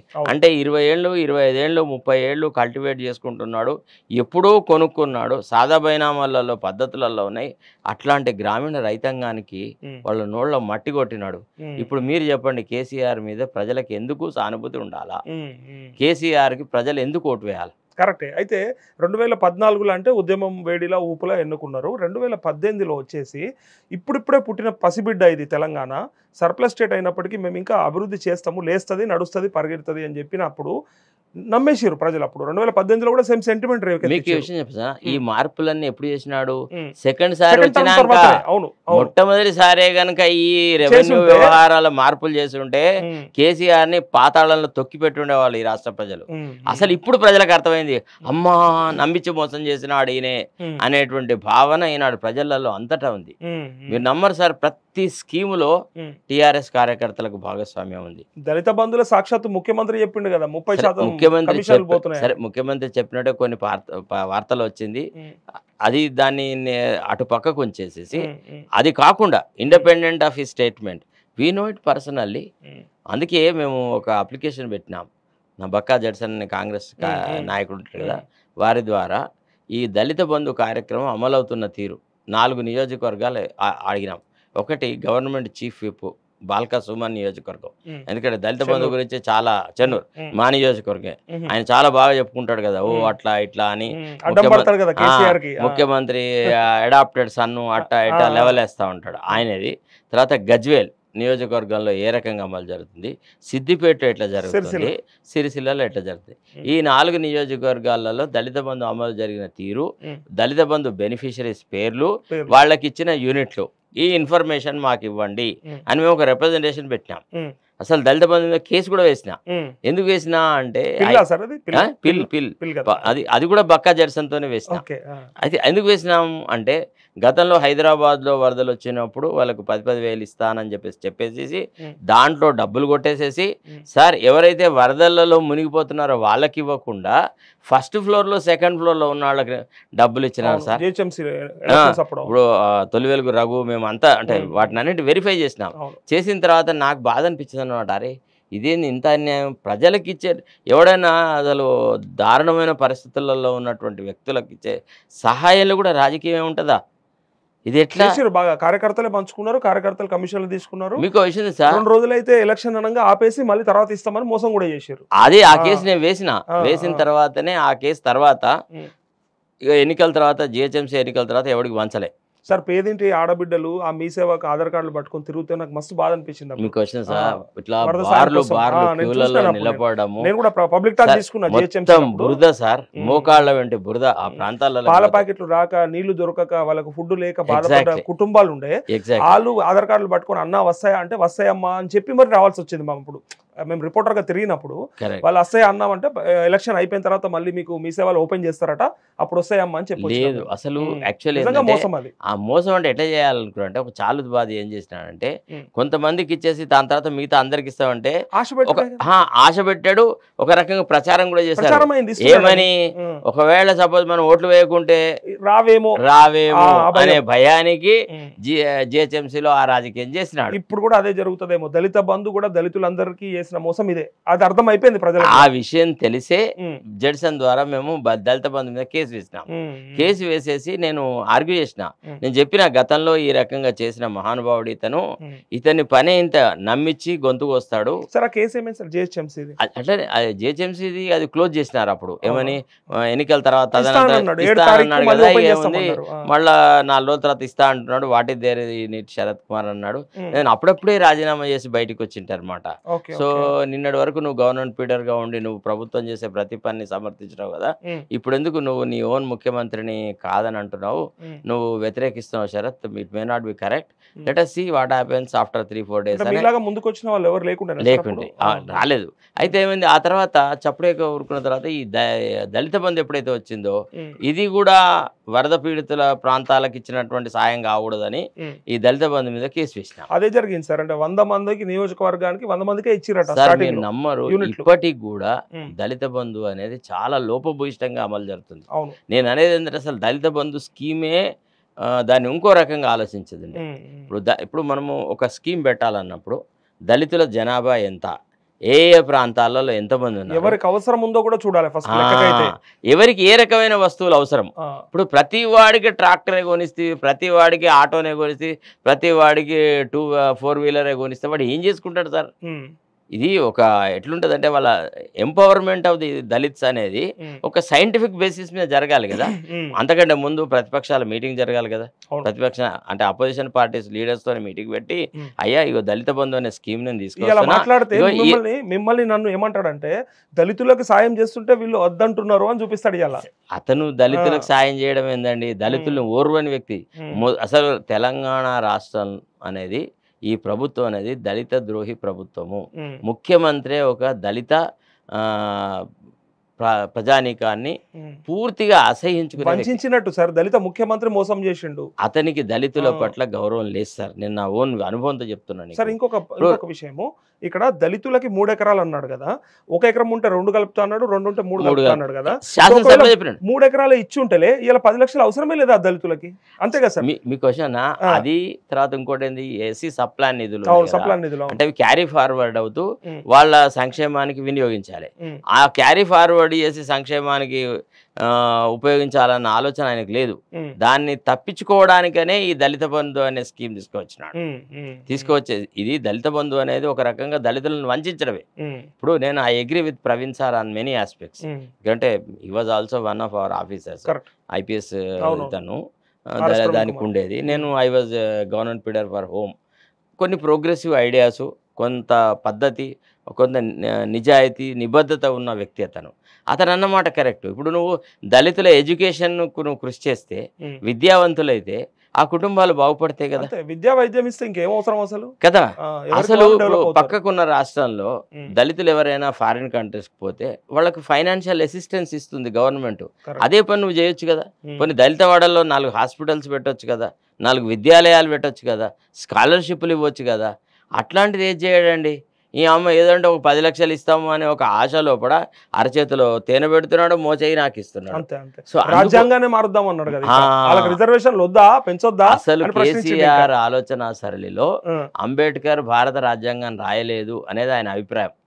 ఆయన ప్రైవేట్ గా కాంట్రాక్ట్లు వాళ్ళయే, రోడ్లు వాళ్ళయే, ఈ మిషన్ కాకతీయ కాంట్రాక్ట్లు వాళ్ళయే, మిషన్ భగీరథ కాంట్రాక్ట్లు వాళ్ళే. మళ్ళీ వాళ్ళు చేసిన పని ఏదైనా మంచి చేసినారంటే అన్ని నాసిరకమైన పనులే. మీరు మిషన్ భగీరథ పైపులను వాటర్ని లీకేజ్ని పైపులు పగిలిపోవడాన్ని కలర్లు వేసిర్రు సార్ అప్పుడు యాదాద్రి గుడి కూడా చూసినాం కదా మనం. ఇప్పుడు ఇంత వంచినాక కూడా కేసీఆర్ మీద ఒకవేళ బీద బలహీన వర్గాల వాళ్ళు బహుజనులు కనుక ఇంకా కూడా నమ్మకం కనుక ప్రదర్శించి ఈసారి కూడా కేసీఆర్ కోట్లు వేస్తే నేను చెప్తున్నాను ఈ ఎన్నికల తర్వాత అసలు ఇక రాజకీయాల గురించి మాట్లాడను సార్. అంతేనా? ఇక నోరు మూసుకొని సపరేట్ ఉంటాయి. ఎందుకంటే వేస్ట్ మనది కంఠశోష అరణ్య రోజన అంతే అవుతుంది కదా. ఇప్పుడు వాళ్ళకి మనం ఇన్ని విషయాలు తెలియజెప్తున్నాం. నిజానికి ఒరిజినల్ గా మనకు వచ్చే ప్రయోజనం అంటే ఏది లేదు కదా. ప్రభుత్వంలో ఉన్నాము, చూసినాము, ప్రభుత్వ విధానాన్ని గురించిన అవగాహన ఉంది. మీకు ఈ అన్యాయం జరుగుతుంది అని చెప్పినాక కూడా మీరు కేవలం పవ్వలకు అమ్ముడు పోతే తాగడానికి బానిసలై పోయింది కదా సార్. మునుగోడులో చూసినాం కదా 3-4 నెలల కింద, అదే కదా పరిస్థితి ఇప్పుడు. సరే, ఇగో మునుగోడులో ఇంకొక ఇంటర్నల్ పాలిటిక్స్ జరిగింది. మునుగోడులో రాజగోపాల్ రెడ్డిని బీజేపీలో ఒక వర్గం ఓడించాలని ప్రయత్నం చేసింది, ఓడగొట్టారు. ఫ్రాంక్ విత్ యూ, ఒక వర్గము ఆయనకు వ్యతిరేకంగా పనిచేశారు. ఆయన మరి ముందే నేను ముఖ్యమంత్రి అవుతా అని చెప్పుకోవడం కూడా అట్లాంటివన్నీ కూడా సరే. ఒక విషయం సార్, ఇప్పుడు చిన్న పోరని మనం అడుగుతాం, నాయన నువ్వేమవుతావు అంటే నేను ఎస్ఐ అవుతా అంటాడు అనుకో ఫర్ ఎగ్జాంపుల్. అయితే వాని అయ్యే కానిస్టేబుల్ ఉంటే అమ్మ వీడిని అమ్మ ఎస్ఐ అవుతా అంటాడని వాని పురోగతిని అడ్డుపడతావా? ఒక ఆకాంక్ష. అవును, ఇప్పుడు రఘునందన్ రావుకు నేను ముఖ్యమంత్రి అవుతా అనే ఆకాంక్ష ఉన్నప్పుడు రాజగోపాల్ రెడ్డికి ఆ కోరిక ఉంటే తప్పింది చెప్పండి. ఆయనలో ఏం తక్కువ ఉంది? ముఖ్యమంత్రి కావాల్సిన అర్హతలలో ఆయనలో ఏం లోపాలు ఉన్నాయి? ఆయన ఎందుకు ముఖ్యమంత్రి కావాలని కలగనడానికి లేదు. అయినా మనకి ఒక లీగల్ ఒక సోషల్ ప్రిన్సిపల్ ఏంటంటే you should always aim at good thing, better thing and కదా. హయ్యర్ థింగ్స్ కూడా ఆలోచించాలి. Dream big. If you don't dream big చెప్పారు కదా, అబ్దుల్ కలాం గారు చెప్పారు, మనం ఎప్పుడు అది సాధిస్తామండి కదా. అంటే అక్కడ రాజగోపాల్ రెడ్డిది ఏమైందంటే అత్యాశ అయిపోయింది, అంటే అతి విశ్వాసం లాగా అనిపించింది. పార్టీలకు చేరనే లేదు. అండ్ ఆయన పార్టీలో చేరిన తర్వాత మరి ఆ సిద్ధాంతపరంగా ఉండే బీజేపీలో అది సాధ్యమైతే లేదు తెలియదు ఆయనకి. అప్పటికప్పుడు అలా పోతే మనమే ముఖ్యమంత్రి అని చెప్పి కార్యకర్తలు అనగానే ఇక కొంత అక్కడ అప్పటికప్పుడు డిస్టర్బెన్స్ క్రియేట్ అయిపోయింది. లేదు చూడలేదు, కొడుకు పేరు సోమలింగం మాట్లాడేది అప్పుడే అన్నట్టు కాదండి. ఆయన ఎమ్మెల్యే కాగానే ముఖ్యమంత్రి అవుతాడండి. అయితే ఎమ్మెల్యే కూడా కొడతారా? ఎమ్మెల్యే కూడా కొడితే ముఖ్యమంత్రి అవ్వలేడు కాబట్టి అదే రెండుకి వీళ్ళకున్న స్ట్రెంత్ కి ఆయన ఇప్పుడు ముఖ్యమంత్రి అయ్యింది. ఇప్పుడు కాదు, ఒకవేళ అయితే భవిష్యత్తులో మనమే అనే అది తప్ప అసలు అట్లా కాదు. వాళ్ళల్లో ఏంటంటే అక్కడ ఒక ట్రెడిషనల్ వింగ్ ఒకటి ఉంటుంది బీజేపీలో. కరెక్ట్. వాళ్ళు ఆ ట్రెడిషనల్గా ఉండేటువంటి వాళ్ళు ఈ మోడర్న్ వే ఆఫ్ థింకింగ్ ఉన్న వాళ్ళని రానియరు. ఫర్ ఎగ్జాంపుల్ ఇప్పుడు ఈటెల రాజేందర్ అన్నాడు, పానీ బినా మచిలీ, నీళ్ళలోంచి తీసిన చేపలాగా అక్కడ కొట్టుకుంటూనే ఉండాలా. వేరే పార్టీలలోకి రాలేడు, ఆ పార్టీలలో ఉండలేడు, నెగలలేడు. అంతేకాదు ఇంకా ఉల్టా ఉంటుంది తెలుసా. ఏమని మాట్లాడతారంటే అసలు నువ్వే వేరే రకమైన రాజకీయ ధోరణిలోంచి వచ్చినావు, నువ్వు మా బీజేపీ భావజాలంతో ఏకీభవించలేకపోతున్నావు, you have become incompatible in our own system అని ఆ రకంగా సింగిల్ అవుట్ చేస్తారనమాట. సో ఆ రాజకీయాలు నడుస్తాయి. కానీ ఇప్పుడు బీజేపీ మరి కాంగ్రెస్ అంటే ఇప్పుడు కర్ణాటకలో జరిగిన ఈ పరాభవాన్ని చూసేమన్నా నేర్చుకుంటుందంటారా ఈ రాష్ట్రంలో, లేకపోతే దాన్ని అదే పద్ధతిలో పోతుందా? ఒకటేందంటే జనరల్ గా ఇక్కడ కూడా BJP is divided between 2 groups. ఒక ఉన్నత కులాల వర్గము, ఒక బీసీ వర్గం కిందనే ఉంది. ఇది నేను రఘునందన్ రావుని నిన్ననే అడిగితే ఆయన ఉన్నాడు, మీ ఇంట్లో లేవా గ్రూపులు, మీ కుటుంబంలో ఉండవా? అట్లే మాది కూడా ఒక వసుదైక కుటుంబం ఖచ్చితంగా ఉంటాయి, కానీ అభిప్రాయ భేదాలే కానీ భేదాభిప్రాయాలు కావు మాయి అని ఆయన గొప్ప చెప్పిండు. మరి నేను ఒక విషయం చెప్తాను, మీరు నర్తనశాల సినిమా చూసారా? చూసుండొచ్చు సార్, నర్తనశాల సినిమాలో ఎస్వి రంగారావు ఒక డైలాగ్ కొడతాడు, నీవు మాటలు నేర్చిన ప్రతిమవు అని. అంటే మాటలు మాట్లాడగలిగిన బొమ్మవు అని. సో రఘునందన్ రావు అట్లాంటి వ్యక్తి, మాటకారి, అంతే తప్ప ఆయన మాటలలో చెప్పే టైప్ అంటారా ఆ డెప్త్ ఉండదు, ఆ సిన్సియారిటీ ఉండదు. He can talk, is a very talkative person. అది తప్పది, అట్లా అనడం తప్పు. పార్టీలో భేదాభిప్రాయాలు ఉంటే వాటిని సమసిపోవడానికి మేము కృషి చేస్తాము. మనం పత్రికలలో మనం ఒక ప్రజల కన్జంప్షన్కి మాట్లాడుతున్నాం. నువ్వు ఒక ప్రజాప్రతినిధివి, నీ లేవు అని నువ్వు చెప్పలేవు, ఉన్నాయని అన్నావు. ఉన్నాయని అన్నప్పుడు ఏ రకంగా మాట్లాడాలి అతను? కరెక్టే, మా పార్టీలో ప్రజాస్వామ్యం కొంత ఎక్కువ తక్కువ, మా పార్టీలో భిన్నాభిప్రాయాలు అన్నమాట వాస్తవమే, బట్ మేము వాటిని సరిదిద్దుకుంటామని మాట్లాడితే మనం దాన్ని సమర్థించగలము. అంటే మీ ఇంట్లో గొడవలు లేవా అంటే మన ఇల్లు వేరు, ప్రజాస్వామికమైనటువంటి పార్టీ వేరు కదా. నలుగురున్న ఇంట్లోనే ఉంటాయి అభిప్రాయ భేదాలు, అట్లాంటిది మాది ఒక పెద్ద కుటుంబం కదా, అట్లా తప్పదు కదా అన్నట్టుగా అదే ప్రజాస్వామ్యం అని దాన్ని కవర్ చేసుకున్నారు. అంటే ఇప్పుడు మనం ఊర్లలో చూస్తాం, ఒక బాగా లావుగా ఉన్న ఎద్దును ఒక సన్నగా ఉన్న ఎద్దును ఒకటే బండికి కడితే ఆ దొడ్డుగా ఉన్న ఎద్దు ఏం చేస్తుంటే సన్నదాన్ని ఇటు నెట్టుతా ఉంటది అనమాట. అట్లా జరుగుతుంది ఆ బీజేపీలో. అంతే. ఫర్ ఎగ్జాంపుల్ బండి సంజయ్ లీడర్షిప్ని కానీ, అరవింద్ లీడర్షిప్ని కానీ, ఈటల రాజేందర్ లీడర్షిప్ని కానీ వాళ్ళు ఎదగనిస్తున్నారా? ఎదుగుతున్నారా? వాళ్ళు ఎదగగలిగే స్వభావం ఉందా? అక్కడ ఆ వాతావరణం ఉందా చెప్పండి? వాళ్ళు ఏదో రోజు బయటకు వస్తే తప్ప వాళ్ళకి ఇంకా I don't think they have any future. సరే, ఇప్పుడు కర్ణాటక రిజల్ట్స్లో ఎన్నో ఆశలు పెట్టుకుండు మోడీ కూడా ఒక పక్క, బీజేపీలో ఇటు పక్క బీఆర్ఎస్ కేసీఆర్ కూడా ఒక ఆశ పెట్టుకున్నాడు. అంటే దేశంలో ప్రత్యామ్నాయ రాజకీయాలు చేస్తా, బీజేపీ అండ్ కాంగ్రెస్ లేకుండా కొత్త తరహా రాజకీయాలు చేయడానికి అండ్ ఆ పార్టీని విస్తరించడానికి ప్రయత్నం చేస్తా అని చెప్పి ఆశపడ్డాడు. కర్ణాటక రిజల్ట్స్ పైన కొంత ఎక్స్పెక్ట్ చేశారు వాళ్ళిద్దరు కూడా. వాళ్ళ ఆశలు తారుమారు అయిపోయినట్టేనే ఇక.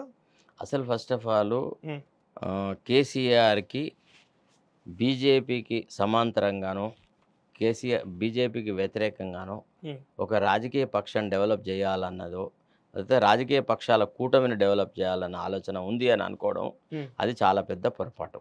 KCR himself is A B team of BJP. అంతే.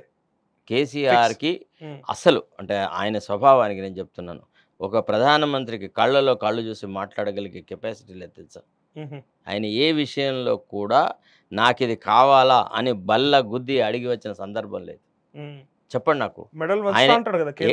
ఏడండి మీరు తిక్కన రాసిన ఉత్తర గోగ్రాణంలో ఉత్తర గోగ్రాణము అని పేరు.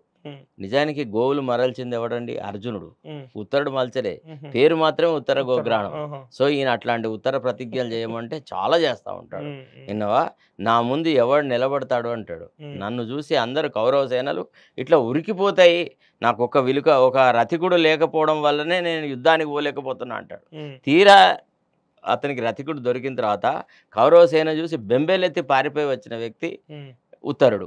అట్లాంటి వాడి పేరు మీదనే ఉత్తర గోగ్రాణం అని నడిచింది. అట్టనే కేసీఆర్ ఉత్తరునికి అన్న. విన్నారా? కేసీఆర్ లో అంత రాజకీయ పటిమ లేదు, అంత పెద్ద ధైర్యం కూడా చాలా పిరికితనం. సరిగా మనం ఆయన వ్యక్తిగా మాట్లాడడం అది ఎందుకు అంటే ఎవరిని నమ్మడు అంట, అసలు పక్కనున్న వాళ్ళు ఎవరిని నమ్మడు కాదు. అసలు అంటే జనరల్ గా సైకలాజికల్ స్పీకింగ్, ఏ మనిషి అయితే తన మీద తనకు నమ్మకం ఉండదు, తన వ్యక్తిత్వం మీద కానీ, తన స్థాయి మీద కానీ, తన సామర్థ్యం మీద కానీ నమ్మకం ఉండదు, ఆ వ్యక్తులు ఏం చేస్తారంటే తన చుట్టుపక్కల ఉన్న సరౌండింగ్స్ని డౌట్ పడుతుంటారు. ఇప్పుడు మీరు ఏది చూసినా కానీ చీకట్లో అంటే పిరికివాడు చిన్న తాడుని చూసి కూడా పాము అనుకుంటాడు అనమాట. అట్లా కేసీఆర్కి ఆ రకమైనటువంటి స్వభావం ఒకటి ఉంది, ఎవరిని నమ్మలేని స్వభావం. తర్వాత fickle minded, to call him in the proper way, most fickle minded. ఏదైనా కానీ ఆరంభ శూరత్వమే, ప్రతి దాన్ని ఒక గొప్పగా ఆరంభించారు నీచ మానవులు. అది భర్తృహరి అది ఏనుగు లక్షణ కవి దానికి ట్రాన్స్లేషన్ చేశాడు ఆయనే. దానికి సరిపడేటువంటి ఒక ఉదాహరణ అనమాట. ఏది మొదలెట్టినా గంతే, చాలా ఉన్నతంగా ఇక ఆలోచించి మళ్ళీ దాన్ని క్రాస్ చెక్ చేసుకోడు. తన ఆలోచన ప్రాగ్మాటిక్గా ఉందా లేదా, ఇది అమలు అవుతుందా లేదా, దీని మీద తర్జన భర్జనలు ఉండదు. ఒక నలుగురు ఉంటారు ఇక మంది మాగద బృందం, వాళ్ళకి చెప్పేటప్పటికి వాళ్ళందరూ ఓహో సార్, ఆహా సార్, బ్రహ్మాండం అంటారు. ఇక దాన్ని ప్రజలకు అనౌన్స్ చేస్తారు. ఆ తర్వాత ఏముండదు. ఇప్పుడు ఈ దళిత బంధు రైతు బంధులో కూడా ఎన్ని విమర్శలు ఉన్నాయంటే సార్, 100 ఎకరాలు ఉన్నవానికి అవసరమా మల్లారెడ్డి లాంటి వాడికి, 500 ఎకరాలు ఉన్న జీవన్ రెడ్డికి అవసరమా దళిత బంధు అంటే? అసలు ఎంత విమర్శలు వస్తున్నాయంటే. మీకు విషయం పన్న కేసీఆర్ మంత్రివర్గంలో ఉన్న చాలా మంది కోట్లకు పడగలెత్తిన వాళ్ళు. మన భారతదేశం యొక్క దుస్థితి ఏంటంటే కొన్ని వందల కోట్ల ఆస్తులు ఐశ్వర్యాలున్న వాళ్ళే బీదరికం గురించి మాట్లాడడానికి అర్హత గలవాళ్ళు. బీదరికం గురించి మీరు మాట్లాడాలా అంటే మీకు రిలయన్స్ అంబానీ మాట్లాడాలి, మీకు కేసీఆరే మాట్లాడాలి, కేటీఆరే మాట్లాడాలి. పేదల కన్నీళ్లు తుడిచేటువంటి ప్రభుత్వం మాది అంటాడు. అనేటది ఎవరు? కేటీఆర్. ఆయన ఆస్తులు ఎంత ఒక్కసారి ఇప్పుడు ఇన్ని మాట్లాడతాడు కదా. ఇప్పుడు ఏదో లండన్లో ఉన్నట్టుంది, ఆడ స్పీచ్లు ఇస్తూ ఉంటాడు, ఈడ స్పీచ్లు ఇస్తాడు. ఒక్కసారి ఎవడన్నా ఒక విలేకరి, ఇప్పుడు మేము కూడా జర్నలిస్టులుగా ఉంటుంది సార్, గతంలో చాలాసార్లు ప్రెస్ కాన్ఫరెన్స్ జరిగేది. మనకు సెక్రటరియట్లో అయితే ఒక ప్రెస్ ఛాంబరే ఉండేది డైరెక్ట్గా. ఆ ఛాంబర్లో అందరం కూర్చునేవాళ్ళం. మాకు అక్కడ information and public relations department వాళ్ళు ఒక రూమ్ ఇచ్చినారు. అక్కడ ఒక ఫోన్ నెంబర్ ఉంటుంది. అక్కడికి అందరూ సెంట్రలైజ్డ్ ఇన్ఫర్మేషన్ వచ్చేది. ఈరోజు పంచాయతీరాజ్ మినిస్టర్ ప్రెస్ కాన్ఫరెన్స్, ఇంకో రోజు అంటే మేమందరం రిపోర్టర్లుగా కలిసిపోయేవాళ్ళం. ఈనాడు పత్రికా విలేకరులకు ఎంట్రీయే లేదు సెక్రటరియట్లో. ఉందా? లేదు. తర్వాత ఆనాడు మేము నచ్చిన మీడియాకు ఉంది, అందరికీ లేదు. ఆనాడు మేము మంత్రులను మా ఇష్టం వచ్చిన ప్రశ్నలు మేము అడగలుగుతుంటే ఈనాడు ఉందా ఆ పద్ధతి? నేను నా ఓన్ అనుభవంలో చెప్తున్నాను. నేను రాజీవ్ గాంధీనే ఒక ప్రశ్న అడిగినాను. ఆయన కాసేపు తడపడాయించినాడు. ఏం జరిగిందంటే డాక్టర్ చెన్నారెడ్డి గారి ప్రభుత్వం రెండోసారి వచ్చినప్పుడు నక్సలైట్లతో చర్చలు జరిపి వాళ్లను కూడా జనజీవన స్రవంతిలోకి తీసుకురావాలని ఒక విధాన నిర్ణయం చేసుకున్న తర్వాత ఆ విధాన నిర్ణయాన్ని మైసూరారెడ్డి అనే ఒక కాంగ్రెస్ శాసనసభ్యుడు శాసనసభ వేదిక మీదనే విమర్శించినారు. అయితే అప్పుడు ఒక రకరకాల వాతావరణం ఎట్లుండేదంటే కాంగ్రెస్ ముఖ్యమంత్రులను కాంగ్రెస్ హైకమాండే డిస్టెబిలైజ్ చేస్తుంది, అస్థిరపరుస్తుంది. అంటే ప్రతి ముఖ్యమంత్రి కేంద్రం మీద ఆధారపడే బానిసలాగానే ఉండేలాగా చేస్తున్నది అనేటువంటి ఒక విమర్శ అన్ని అప్ కంట్రీ పేపర్స్ అన్నిట్లలో వచ్చేది. గిరీష్ జైన్ గారు టైమ్స్ ఆఫ్ ఇండియాలో రాసేవారు, తర్వాత హిందూలో అట్లాంటి ఎడిటోరియల్స్ అవి వచ్చేది. సో వాటి ప్రభావంతో నేను ఒకసారి రాజీవ్ గాంధీ గారిని మన బేగంపేట ఎయిర్పోర్ట్లో ఓ ప్రెస్ కాన్ఫరెన్స్లో అడిగినాను. ఏమని, mister Gandhi, the styles of the Congress High Command are totally different. Here in Hyderabad, you condemn dissidents. There in Delhi, you encourage. As a result, no chief minister is able to function independently అని అన్నాను. అంటే రాజీవ్ గాంధీ గారు ఏమన్నారు, no mister Sarath, you are making a very uncharitable comment against us. We are not doing that. We want our chief ministers to be very strong అన్నాడు. అంటే మాకు supplementary question వస్తుంది. అప్పుడు మనం అందరిని అడిగేటప్పుడు మనకు ఒక క్వశ్చన్ సప్లిమెంటరీ క్వశ్చనే ఉంటుంది ప్రతి పత్రికకు, రెండే. నేను I asked him another question, sir, if that be so, I take it that what you say is correct. In that case, there is a policy decision by the government to hold negotiations with extremists, with the Naxalites, and to bring them into the mainstream of life. మీరు కూడా అస్సాం వాళ్ళతోని, తర్వాత బోడో ఆందోళనలు చేసే వాళ్ళతోని మీరు అందరు negotiate చేస్తున్నారు. And quite often you have been saying that all problems can be resolved across the table అన్నారు కదా. When the chief minister of the state proposes a policy of this nature, how dare that your own party MLA criticizes it on the floor of the house అని అడిగిన. అడిగేటప్పుడు రోషే అప్పుడు PCCI chief ఇట్లా పక్కకున్న రోషేని అడిగినాడు, ఎవరు ఏంటిది ఎట్లా జరిగిందని. అంటే ఇట్లా డాక్టర్ ఎంవి మైసూరారెడ్డి అనే వ్యక్తి ఇట్లా ప్రభుత్వం యొక్క పరిపాలనా విధానాన్ని ఈ రకంగా విమర్శించినాడు అని చెప్పినాడు. చెప్తే ఆయన ఏం చేసినాడు రాజీవ్ గాంధీ గారు, he was so fair, we must appreciate that fair politics అని ఏమన్నాడు, know that is wrong, actually I get to know that our MLA had opposed it on the floor of the house. He would have resolved the issue in the legislature party meeting, but he has no business to criticize the government on the floor of the house. We are issuing a show cause notice అన్నారు. అట్లాంటి ప్రజాస్వామ్యం ఈ రోజు TRS లో ఉందా మీరు అడగండి. ఏ మంత్రి అన్నా, ఇప్పుడు ఫర్ ఎగ్జాంపుల్ నిరంజన్ రెడ్డి ఉన్నాడు, ఈజ్ అ గుడ్ అడ్వకేట్, ఆయన రూరల్ ఏరియాస్లోనే ప్రాక్టీస్ చేసినాడు. ఆయన చెప్పొద్దా పొజెసరీ కాలం తీసేయడం అనేది చాలా తెలిసే చేసిరు సార్. అది ఎగ్జాక్ట్లీ నేను అనేది ఏంటంటే అదంతా ఒక కుట్ర. ఇదేంటంటే ప్రజలను వంచే ప్రభుత్వం తప్ప ప్రజలను పరిపాలించే ప్రభుత్వం కాదు. ఇప్పుడు మాకు లాలో ఏముంటుంది అంటే లోకో పేరెంటై కాన్సెప్ట్ అని ఉంటుంది. That is called the principle of loco parentis. అంటే ఒక హాస్టల్ వార్డెన్, తల్లిదండ్రులు ఉండరు అంటే ఆ పిల్లలకు హాస్టల్ వార్డెనే తండ్రి లాంటి పాత్ర. ఒక స్కూల్ ప్రిన్సిపాల్ ఉంటాడు, గార్డియన్ లాగా. He plays the role of a father, అంటే వాళ్ళందరి రక్షణ చూడాలి. అతను ఒక ముఖ్యమంత్రి కూడా he plays the role of loco parentis. అతను కూడా ఒక ఈ సమాజంలో ఉన్న వాళ్ళందరూ, ఈ రాష్ట్ర ప్రజలందరూ నా వాళ్ళు, నన్ను ఎన్నుకున్నారు, నా మీద అభిమానంతో నాకు ఓట్లు వేశారు అనేటువంటి కృతజ్ఞతా భావంలో ఉండాలి. ఇతనేమనుకుంటాడు, నేనేదో పెద్ద ఇంద్రుడిని చంద్రుడిని తప్ప ఎవరు దిక్కులేరు, నా మాటలకు అందరు పడిపోయినారు, నేను ఏది చెప్తే అదే వింటారు అనే ఒక అహంభావంతో మాట్లాడేటువంటి స్వభావం గల వ్యక్తి కేసీఆర్. ఓకే సార్, ఇంకొకటి ఒక కేసు విషయంలో అంటే ఇప్పుడు చట్టం అయితే ఎవరికి చుట్టం కాదు, ఎవరి జేబులో కూడా కానూన్ లేదు. అయితే రేవంత్ రెడ్డి గారు అన్న ఒక మాట తీసుకొస్తాం మీ ముందరికి. బండి సంజయ్ గారు అంటే పేపర్ లీకేజ్ అంశంలోనేమో బండి సంజయ్కి ఒకే రోజుల బెయిల్ వస్తుంది. అంతకుముందు NSCI అండ్ యూత్ కాంగ్రెస్ వాళ్ళు చేసిన ఒక నిరసనకి ఇంటర్మీడియట్ బోర్డు ముందర దానికేమో 5 రోజుల వరకు కూడా బెయిల్ రాదు ఎందుకు? మరి ఎందుకు ఇది బీజేపీ అండ్ బీఆర్ఎస్ ఏమన్నా కుట్ర చేస్తున్నాయా ఇక్కడ చట్టాన్ని కూడా ఇట్లా చుట్టంగా మలుచుకున్నాయా? చట్టాలు చుట్టాలు కాదు అసలు. యాక్చువల్ ఏంటంటే టు బి ఫ్రాంక్ మనం కొన్ని విషయాలు గ్రహించాలి. బీజేపీ వాళ్ళ లీగల్ సెల్ సమ్వాట్ పవర్ఫుల్. తర్వాత కాంగ్రెస్కి లీగల్ సెల్లే లేదు. కాంగ్రెస్కి ఒక ఎఫిషియెంట్ లాయరే లేడు. అంత పెద్ద రాష్ట్ర యూనిటీకి నాకు తెలిసి మా మిత్రుడే ఒకదాని సి దామోదర్ రెడ్డి అని అతను ఉండేది లీగల్ సెల్కి. అతను ఏదో బీజేపీలో చేరుతున్నాడు అది ఇది తెలుసుకున్నప్పుడు ఆయన ఎక్స్పెల్ చేసినాడు. ఆ తర్వాత మళ్ళీ లీగల్ సెల్ని కాన్స్టిట్యూట్ చేయలేదు సార్. తర్వాత ఇంకోటి ఏంటంటే వీళ్ళకి ఏం ప్రాబ్లం అంటే ఇప్పుడు సపోజ్ స్టూడెంట్స్ వింగ్ ఉందనుకోండి, అందులోంచి ఒకడు నాకు ఎమ్మెల్యే టికెట్ కావాలని అడుగుతాడు. లీగల్ సెల్ ఉంటే వాడో పోస్ట్ అడుగుతాడు, యూత్ కాంగ్రెస్ వాడో పోస్ట్. వాళ్ళు ఎవరు లేకుండా ఎవరో ఒక జూనియర్ అడ్వకేట్ వాళ్ళ బంధువు ఎవరో ఉన్నట్టుంది ఒక అతను, అతనితోనే ఆయన కేసులు వేసడము అది ఇది జరుగుతుంది అనమాట. నిజానికైతే అసలు యాక్చువల్లీ ఈ 2 కేసులలో కూడా they are bloody procedure to be followed under 41A CRPC. They neither attract any life imprisonment or death penalty. అది అంటే ఖచ్చితంగా మంచి అడ్వకేట్ ఉంటే ఒక నిమిషంలో వచ్చేది కేసు అది.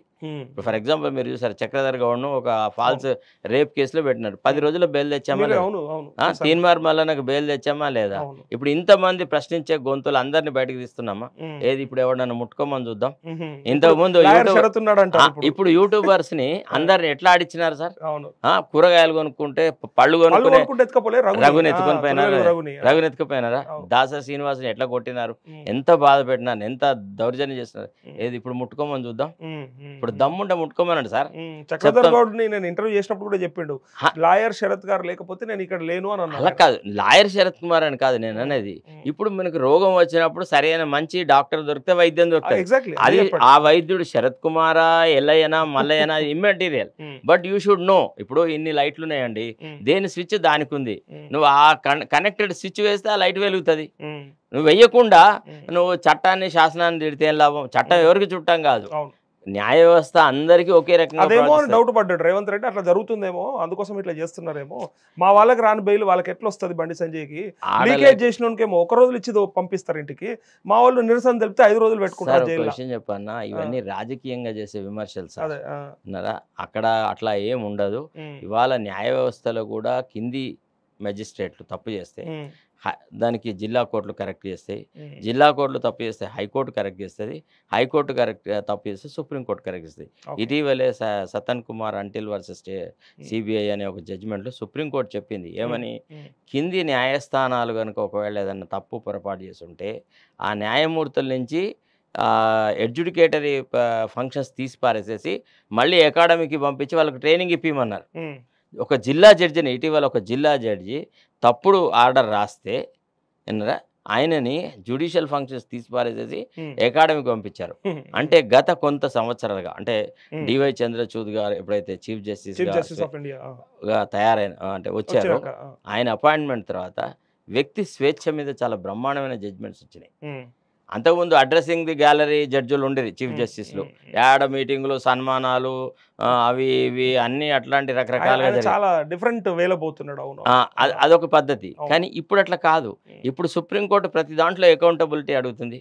ఫర్ ఎగ్జాంపుల్ నిన్నటి మహారాష్ట్ర జడ్జిమెంటే చూడండి, ఎంత బ్రహ్మాండంగా రాసినారు. ఢిల్లీ గవర్నమెంట్కు సంబంధించిన అధికారాలు, సో అడ్మినిస్ట్రేషన్ మీద, ఎగ్జిక్యూటివ్ మీద వాళ్ళ కంట్రోలు, అది ఎంత బాగా రాసినారు. అంటే నేను అనేది ఏంటంటే న్యాయ వ్యవస్థలో కూడా రకరకాలైన తీర్పులు వస్తున్నాయి. వ్యక్తి స్వేచ్ఛకు సంబంధించి కానీ, ప్రభుత్వ పాలనా విధానం గురించి కానీ, అవినీతి మీద కానీ, మహిళలపైన జరిగే అత్యాచారాల మీద కానీ రకరకాల తీర్పులు వస్తున్నాయి. ఇప్పుడు మనం ఎన్నుకున్న న్యాయవాదికి ఆ న్యాయశాస్త్రంలో మంచి పట్టు ఉంటే, నిపుణత ఉంటే, అతనిలో ఆ కమ్యూనికేషన్ స్కిల్స్ ఉండాలి. మీకు ఎంతో విజ్ఞానం ఉంది కానీ మీరు క్లాసులో సరిగా లెసన్ చెప్పకుండా ఏ లాభం? మీరు ఏమైనా ఇంజెక్ట్ చేస్తారా వాడి మెదడులో? మీరు విషయం విడమరిచి చెప్పాలి కదా, కన్వే చేయలేకపోతే అది అంతే కదా. సో ఆ పెట్టుకునే న్యాయవాదిని బట్టి ఆధారపడుతుంది. తర్వాత ఇప్పుడు రేపు ఎన్నికలకు సన్నాహితం అవుతున్నటువంటి కాంగ్రెస్ పార్టీ డెఫినెట్గా వాళ్ళకు ఒక మంచి లీగల్ సెల్ ఉండాలి. సార్ ఇక్కడ కామన్ పబ్లిక్ లో ఉండే ఒక కామన్ డౌట్ అడుగుతా సార్ నేను, అంటే వాళ్ళ గురించి అది అడగాల్సిన అవసరం లేదనుకుంటా కానీ అడుగుతాను నేను. ఎందుకంటే లాయర్లు అంటే సరే మనం వకాలత్తు మన తరపున పెట్టుకుంటాం కాబట్టి మనం మన తరపున వాదిస్తారు, మనం తప్పు చేసినా ఒప్పు చేసినా. కానీ జడ్జుల్లో కూడా కొంత పక్షపాత ధోరణి ఉంటుంది అనే మాట ప్రజల్లో ఉంది సార్ సార్ వాళ్ళలో కదా ఈవెన్ మాలో కూడా ఉంటుంది, అడ్వకేట్లకు కూడా ఉంటుంది. ఒక జడ్జి ప్రభుత్వానికి అనుకూలంగానే ఉంటున్నాడు అనే విషయం చాలా ప్రస్ఫుటం కనబడుతుంది. It is visible to the naked I.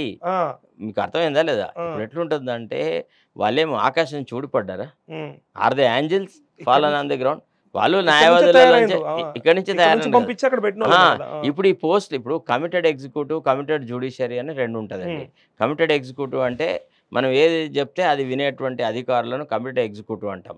Committed judiciary అంటే మనకు నచ్చిన వాళ్ళనే మనం జడ్జిలు చేసుకున్నాం అనుకో, మనకు వ్యతిరేకంగా తీర్పులు ఇవ్వని జడ్జిలే తయారవుతారు.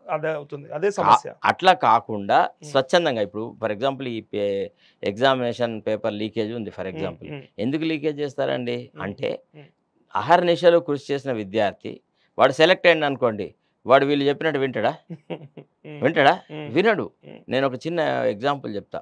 మేము ఆదిలాబాద్ జిల్లాలో, మా ఆదిలాబాద్ జిల్లా, అక్కడ మాకు సిడి అర్హా అంటే చరణ్ దాస్ అర్హా అని ఒక కలెక్టర్ ఉండే, వెరీ స్ట్రిక్ట్ కలెక్టర్. తర్వాత ఆర్కేఆర్ గొనెలా అని ఇంకొక కలెక్టర్ ఉండే. ఇట్లా ఒక 5-6 కలెక్టర్ల పేరు నాకు తెలుసు. వాళ్ళు చాలా స్వచ్ఛందంగా డ్యూటీ మైండెడ్గా పద్ధతి ప్రకారం ఉండేది. వాళ్ళు మంత్రులనే పట్టించుకోకపోతారు తెలుసా. మంత్రి చెప్పినా కానీ తప్పుడు పని మేము చేయమందరు. మాకు అట్లా చెప్పలేదు, ఆ ట్రైనింగ్ మాది కాదు, మేము ఇది చెయ్యలేము, ఇది చట్ట విరుద్ధము అని చెప్పేది. మంత్రులు కూడా అగో కలెక్టర్ గారు చెప్పారు ఇది చట్ట విరుద్ధం అంట, వారు నేను చెయ్యని అన్నారు అని ప్రజలకు చెప్పుదురు. అలా ఉండాలి అసలు. ఇప్పుడు అట్లా కాదు కదా. నాన్ క్యాడర్ వాళ్ళందరినీ తీసుకొచ్చినాడు, తన కులం వాళ్ళనే ప్రాధాన్యత ఇచ్చి రిటైర్మెంట్ అయినాక కూడా వాళ్ళకి ఇప్పుడు అసలు జల్లెడకు ఉండాల్సిన చిల్లులన్నీ జల్లెడ అడుగులో ఉంటాయి, కానీ ఇప్పుడు కొనలకు కూడా చిల్లులు పెట్టినటువంటి స్వభావం కేసీఆర్ది. ఈ సలహాదారులు ఇచ్చిన గొప్ప. ఇప్పుడు ఓడిపోవడానికి ఇష్టపడకుంటే మా అలాగా బజారుకు రావాలా, రాజీనామా పెట్టి బయటికి రావాలి. కానీ మీరు రాజీనామా చేసిండ్రు అని తెలుసు మాకు. కానీ కొంతమంది మాత్రం ఎట్లా ప్రచారం చేస్తారంటే శరత్ కుమార్ గారిని తీసేసింది ప్రభుత్వమే, పక్కన పెట్టింది, ఆయన వ్యతిరేకంగా. ఇదే మాట నాతోని అతను క్రాంతి అడిగినాడు. అతనికి నా రిజిగ్నేషన్ చూపెట్టిన తర్వాత సార్ ఈ ప్రశ్న ఇంకోసారి నేను అడగను సార్ అని అన్నాడు. మీకు కూడా నేను కావాలంటే నా దగ్గర రిజిగ్నేషన్ లెటర్ మీకు నేను చూపెట్టాను. అంటే నేను అనేది ఏంటంటే కొన్ని రకాలైనటువంటి వాతావరణం సృష్టిస్తే మీరు అక్కడ మనజాలరు, మీరు మీకు తర్వాత ఇంకోటి ఏంటంటే ప్రతి అవినీతిలో నీకు ఎందుకు భాగస్వామ్యం అవసరం sir? I come from a freedom fighters family, I come from progressive ideology, why would I indulge in that kind of nasty things చెప్పండి. నేను చేయకపోయేవాడిని. నేను ఒకే ఒక కారణమా కవితకి ఎవరికైతే భూములు అట్లా చాలా ఉన్నాయి. అవన్నీ చేసి వచ్చారా? మరి అన్ని చేసి వచ్చినాను. నాకు ఏది నచ్చితే గదే చేసినా, నాకు నచ్చని పని అంతే కదా. అంటే వాళ్ళకి నచ్చి మీకు నచ్చని కూడా చేసిన పరిస్థితి అయితే లేదు కదా. సచ్చిన లేదు కూడా బయట పెట్టండి. ఒక్కటి చూపెట్టమనండి. ఒకవేళ నేను గనక అట్లాంటి అవినీతి పనులు ఏదైనా చేసినా, ఏదైనా వాళ్ళు నాతో చేయించుకోగలిగినా నన్ను ఇట్లా మాట్లాడనిచ్చేవాళ్ళు కాదు. అంటే మీ నిబద్ధత మీద అరే ఉన్నన్ని రోజులు విత్ ఇన్ ద బాక్స్ ఉన్న రోజులు మాట్లాడలేదు, కానీ ఇలా బయటకు వచ్చినాక అన్ని విత్ ఇన్ ద బాక్స్. చూడండి, నేను రాజీనామా చేసిన తర్వాత 2.5 సంవత్సరాలు మౌనంగా ఉన్నా. 2.5 సంవత్సరాలు కేవలము నా వృత్తి మీదనే నేను కాన్సన్ట్రేట్ చేసుకొని నేను అలాగనే ఉన్నా. కానీ నా పైన పనిచేసేటువంటి ఒక వ్యక్తి భయపడేమన్నా మౌనంగా ఉన్నారు అప్పుడు? వాడి బాబాకి నేను ఎందుకు భయపడదు సార్? మేము ఎక్కడి నుంచి వచ్చినాం సార్? ఏ రోజు బయటకు వెళ్తే జరిగిన సంఘటన చెప్తాను. ఒక న్యాయమూర్తికి నా మీద ఒక విషయం చెప్పినాడు. ఏమని? శరత్ కుమార్ లాంటి మంచి వ్యక్తిని ఎందుకయ్యా మీరు ఆయనకి పోయే వాతావరణం సృష్టించారంటే, లేదు సార్ ఇటీవల ఆయన సంపాదనకు మరిగినాడు సార్ అన్నారు. అయితే ఆ న్యాయమూర్తే నాకు చెప్పినాడు, ఓయా మీ ఓడికి ఇట్లా చెప్తుండయా నీ గురించి అని అన్నాడు.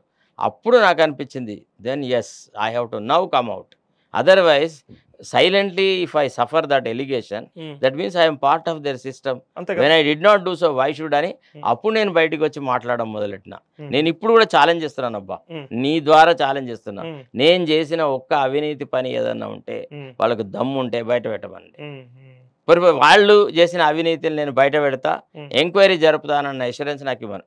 కేసీఆర్ని నాకు శరత్ కుమార్ నువ్వు చూసిన అవినీతి అక్రమాలు వాళ్ళు చేసినాయి నేను నాకు చెప్పు, నేను వాటి మీద న్యాయమైన విచక్షణ న్యాయమైనటువంటి పరిశీలన చేయిస్తా, విచారణ విచారణ జరిపిస్తా అని నాకు ఎష్యూరెన్స్ ఇవ్వమను. నేను ఒక 100 చూపెడతా, ఒక 100. ఒక 2-3 చెప్పండి సార్. ఇప్పుడు కవిత ఒక్కొక్కటి ప్రభాస్ కి అప్పచెప్పమన్న భూములతో పాటు ఇంకేమన్నా ఇంకో 2-3 చాలా ఉన్నాయి సార్. ఇప్పుడు ఇక్కడ ప్రజలకు అర్థం కావాలి సార్, ఇప్పుడు మేల్కోవాలి. లార్విన్ ప్రాజెక్ట్స్ అని ఒకటి ఉండేది. వాళ్ళు ఇక్కడ ఒక దాదాపు ఒక 50 ఎకరాల భూమి మీద వాళ్ళు కన్నేసినారు. వాడు ఒకడు మీడియా అంటే వాళ్ళ మిడిల్ మ్యాన్ ఒకడు వచ్చినాడు. వాడు వచ్చి డైరెక్ట్గా నా దగ్గరికి వచ్చేసి నన్ను మీ సార్ పంపించినాడు అన్నాడు. అంటే నేను మిమ్మల్ని కలుస్తాను లేదు కదా, మీరు ఎవరో ఏంటిదో నాకు తెలియదు, మా సార్ నీ దగ్గర నిన్ను నా దగ్గరికి ఎందుకు పంపిస్తారు, నేను కనుక్కోవాలి అని నేను ఏం చేసినాను మాట్లాడి.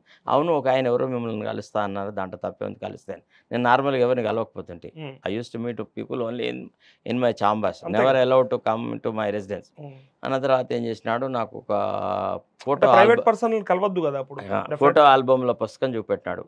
అందులో ఆయన అప్పటి ముఖ్యమంత్రి డాక్టర్ రాజశేఖర రెడ్డితో ఆయన మీటింగ్లు, దేవగౌడతో మీటింగ్లు, తర్వాత కుమారస్వామితో ఆయన మీటింగ్లు, ఇవన్నీ చూపెట్టినాడు. నాకు ఇంత పవర్ఫుల్ అది ఇది ఉంది అని చెప్పేసి ఎవరి కిందనైతే నేను పనిచేస్తున్నానో ఆయన he is the most corrupt fellow, వాడిని 100 కోట్లు సంపాదించినాడు, అసలు వాడి మీద మేము దలుచుకుంటే మేము సిబిఐ ఎంక్వైరీ పెట్టియగలము, వాడిని మేము ఒక్క నిమిషం ఉంచలేము అక్కడ, వాడు ఉండడానికే వీల్లేదు, కేంద్రంలో మాకు ఇంత పవర్ ఉంది, కానీ నువ్వు గట్లాంటి ఏదో దగ్గర ఎట్లా పనిచేస్తున్నావయ్యా, నువ్వు ఇంత మంచి టాలెంటెడ్ పర్సన్, నువ్వు మాకు ఈ చిన్న పని చేసి పెట్టు, నీకు మేము అది ఇది ఇస్తా అనేటప్పటికి నాకు అరే నువ్వు ఆయన ద్వారా నా దగ్గరికి వచ్చేసి నన్ను నువ్వు ఈ చెడ్డ పని చేయమన్నావు, ఆయనను తిడుతున్నావు, ఇదేం రాజకీయం అని చెప్పేసి నేను దాన్ని యాక్సెప్ట్ చేయకుండా అతన్ని గెట్ అవుట్ అని నేను అన్న తర్వాత మళ్ళా మా బాస్కే చెప్పిన, సరే వీడు ఒకడు వచ్చినాడు ఇట్లా మాట్లాడు,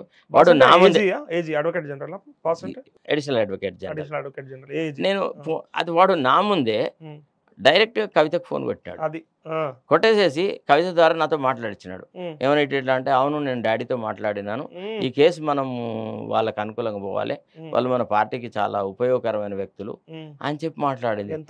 నేను షాక్ తిన్నా, అరే నీ అమ్మ ఇన్ని 100 కోట్ల ఎకరాల భూముల ల్యాండ్ కేసులో నువ్వు డైరెక్ట్గా ఇట్లా చేయమని చెప్తావు, ఇదెట్లా అని చెప్పేసి నేను పరేషాన్ అయినా. తర్వాత నేనేం చేసినాను, మా బాస్కి చెప్పినాను, సరే ఇట్లా చెప్పింది, మరి ఏం చేయమంటారంటే ఆయన ఏమన్నాడు, you get instructions from the collector and you argue the matter accordingly అన్నాడు. Then I got the instructions from the collector, I argued it. మళ్ళా నా బాసే పోయి కవితకి ఏం చెప్పినాడు తెలుసా, ఆయన శరత్ కుమార్ నాకంటే సీనియరు, ఆయన చాలా నిజాయితీపడు, ఎవడి మాట వినడు, అంటే అన్న మరి మనకు గసంటి వ్యక్తి అవసరం ఉన్నది, మనకి ఎవరైనా పనులు చేసేటోడు కావాలి, నాతోనే చెప్పింది. మీకు ఇన్ని రోజులు ఇచ్చినాం కదా అవకాశము, ఇంక ఇప్పుడు మీరు తప్పుకుంటే మేము మాకు నచ్చిన పెట్టుకుంటాము, మా పనులు చేసుకుంటాము అని అన్నారు. ఓకే సంతోషం, అదేం పెద్ద నీ పెద్ద నువ్వు నాకేదో ఇంద్ర పదవి ఇచ్చినట్టుగా కిరీటమా, అదొక నా అర్హతలకి గప్పు వస్తుంది, అది నథింగ్. సరే నేనేం చేసినాను, సరేలే అని చెప్పేసి I have tendered my resignation. అంటే రిమూవల్ అనే స్టేజ్ రాలేదు, కాకపోతే నేను రాజీనామా పరిస్థితులు కల్పించారు కాబట్టి మీరు ముందే అర్థం చేసుకొని ఒకటి అంటే నేను ఏదో అక్కసుతోనో లేకపోతే కొట్లాడేటువంటి ధోరణితోనో బయటికి రాలేదు, అంటే నా అంతరాత్మ ప్రబోధంగా ఈ పనులు నేను చేయలేను. This is not my article of faith, this is how I did not function as an advocate either in the past or in the presence. నాతో కాదు, నేను ఈ పాప పనులు చేయలేను. ఎందుకంటే మేము ఒక ఉద్యమం చేసి వచ్చినాం సార్, 14 సంవత్సరాలు కంటిన్యూస్గా ఉద్యమం చేసి రాష్ట్ర ప్రజలకు ఏదో మంచి జరుగుతున్న ఉద్దేశంతో వచ్చినాం తప్ప ఇట్లాంటి దగులుబాజీ వ్యవహారాలు చేయడానికి, లక్షల కోట్లు సంపాదించడానికి మేము రాలే కదా. ఇప్పుడు అట్ట కనుక చేయాలనుకుంటే బ్రదర్, నేను జర్నలిస్ట్గా ఉన్నప్పుడు అందరికీ జర్నలిస్ట్ కాలనీలలో ప్లాట్లు ఇచ్చిన, నేను తీసుకున్నానా, I did not accept, said no sorry. అంటే నీ నిబద్ధత అనేది నీ తల్లిదండ్రులు ఇచ్చిన ఎడ్యుకేషన్ మీద ఆధారపడుతుంది, నీకు ఇచ్చిన సంస్కారం మీద ఆధారపడుతుంది. నువ్వు ఒకటేసారి సడన్గా సరే ఇప్పుడు ఏదో ఒక మాట అనాలా అని అంటే అనొచ్చు.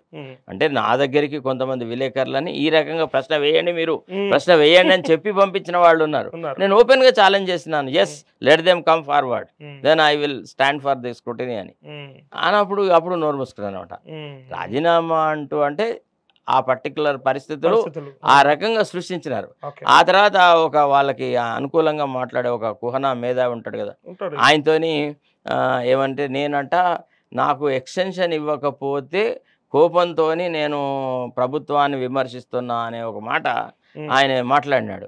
మాట్లాడిన తర్వాతనే ఈ క్రాంతి నన్ను కలిసినాడు. ఆయనకి రాజీనామా చూపెట్టిన.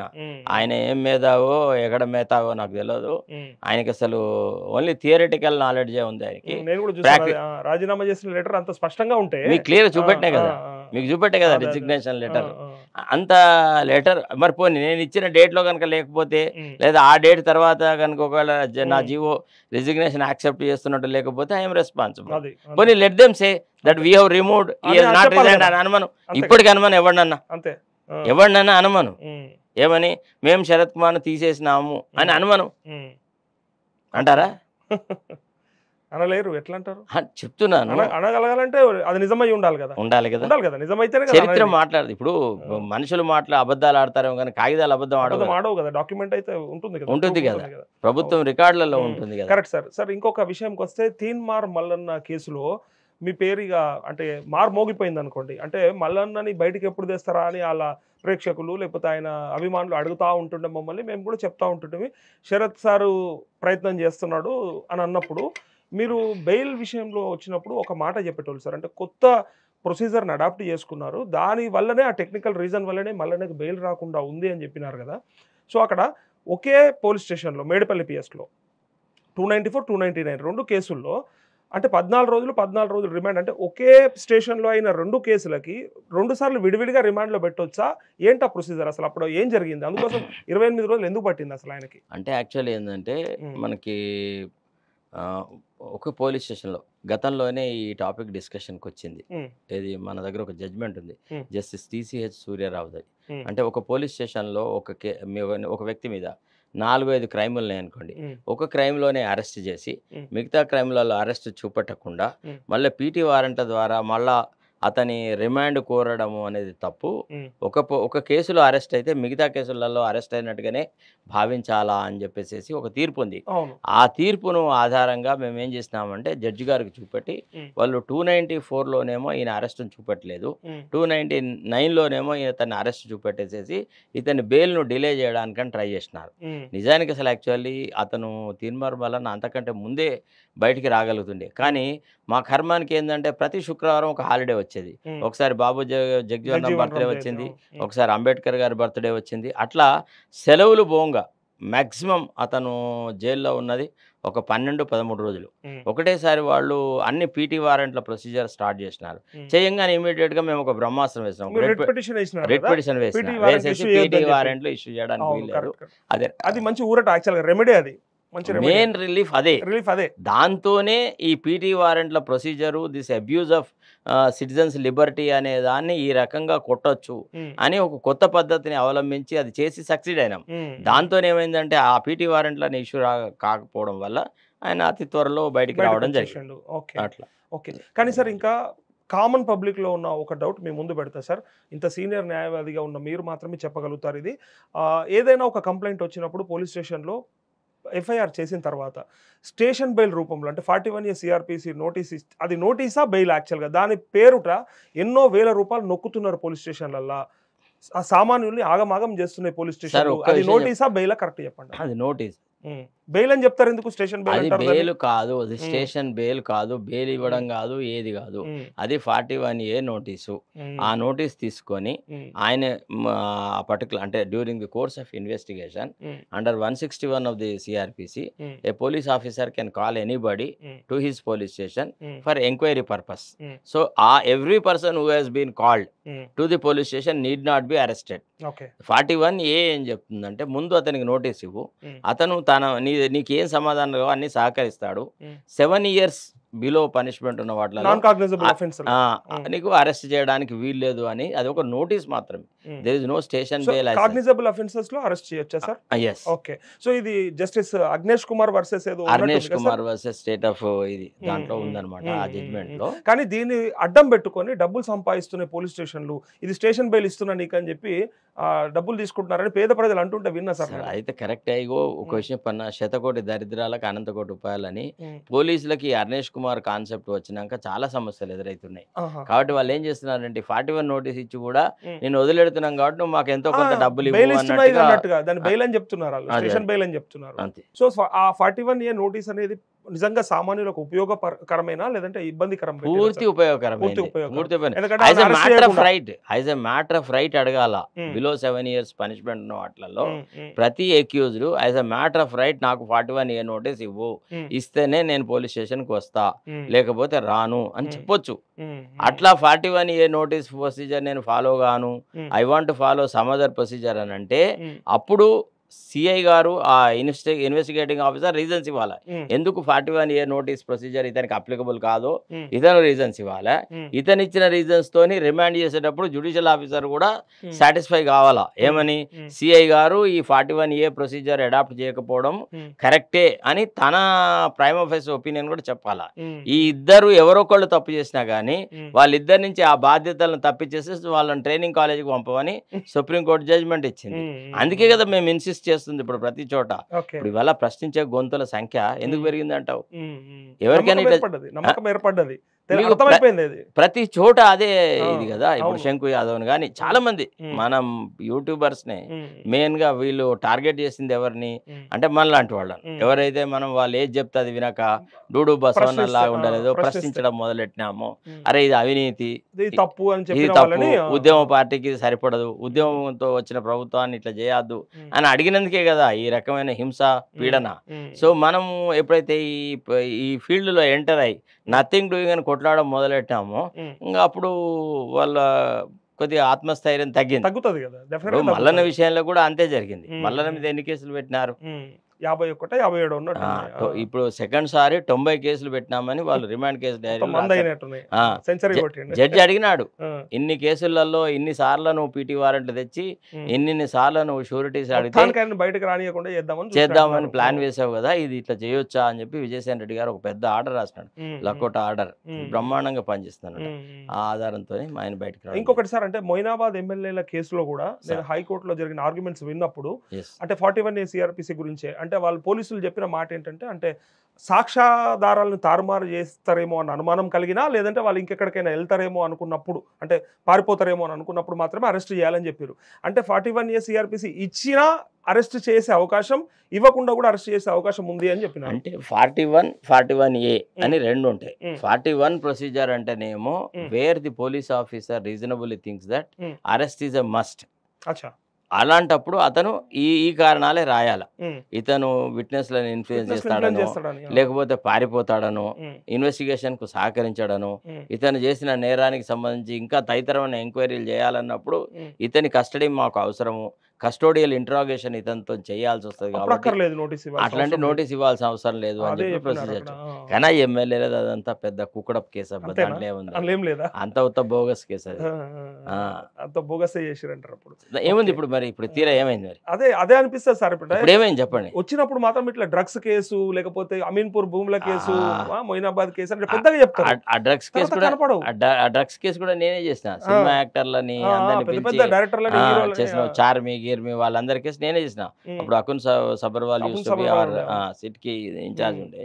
I head interacted with quite a good number of times. అదంతా ఇవన్నీ ఏం చెప్పన్నా సినిమా వాళ్ళని తమ కబ్జాలో పెట్టుకోవడానికని. మీరు ఒకటి గమనించాలండి, కేసీఆర్ ప్రభుత్వం చేసిన ఒక అతి తెలివిగల పని ఏంటంటే ఎవరెవరి దగ్గర డబ్బులు ఉన్నాయి, ఎవరెవరు తెలంగాణ ఏతరులు ఉన్నారో వాళ్ళందరి మీద వీళ్ళ కంట్రోల్ పెట్టుకోవడానికి పెట్టుకొని వాళ్ళ దగ్గర నుంచి డబ్బులు తీసుకుంటున్నారు.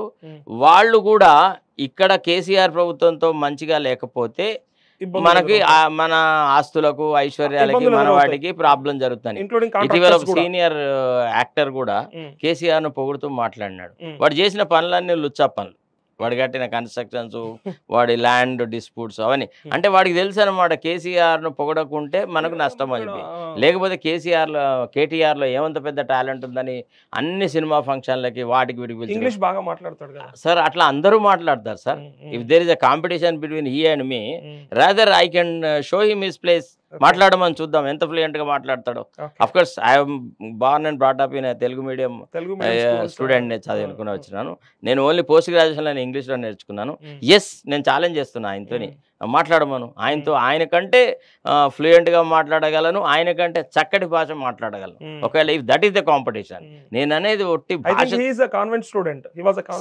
మొదటి నుంచి ఆయన ఓన్లీ రెడీమేడ్ ఫుడ్డే తిన్నాడు. ఆయన మనలాగా వండిన ఫుడ్ ఎప్పుడు తినలేదు. ఆయనతో పోటీ పడాలన్నంత ఆసక్తి నాకేం లేదు. కానీ నేనేమంటున్నానంటే నీ మంచి భాషను, నీ మంచి జ్ఞానాన్ని ప్రజల సంక్షేమానికి వాడు. నువ్వు ప్రజలను బురిడి కొట్టించడానికి వాడుతున్నావు.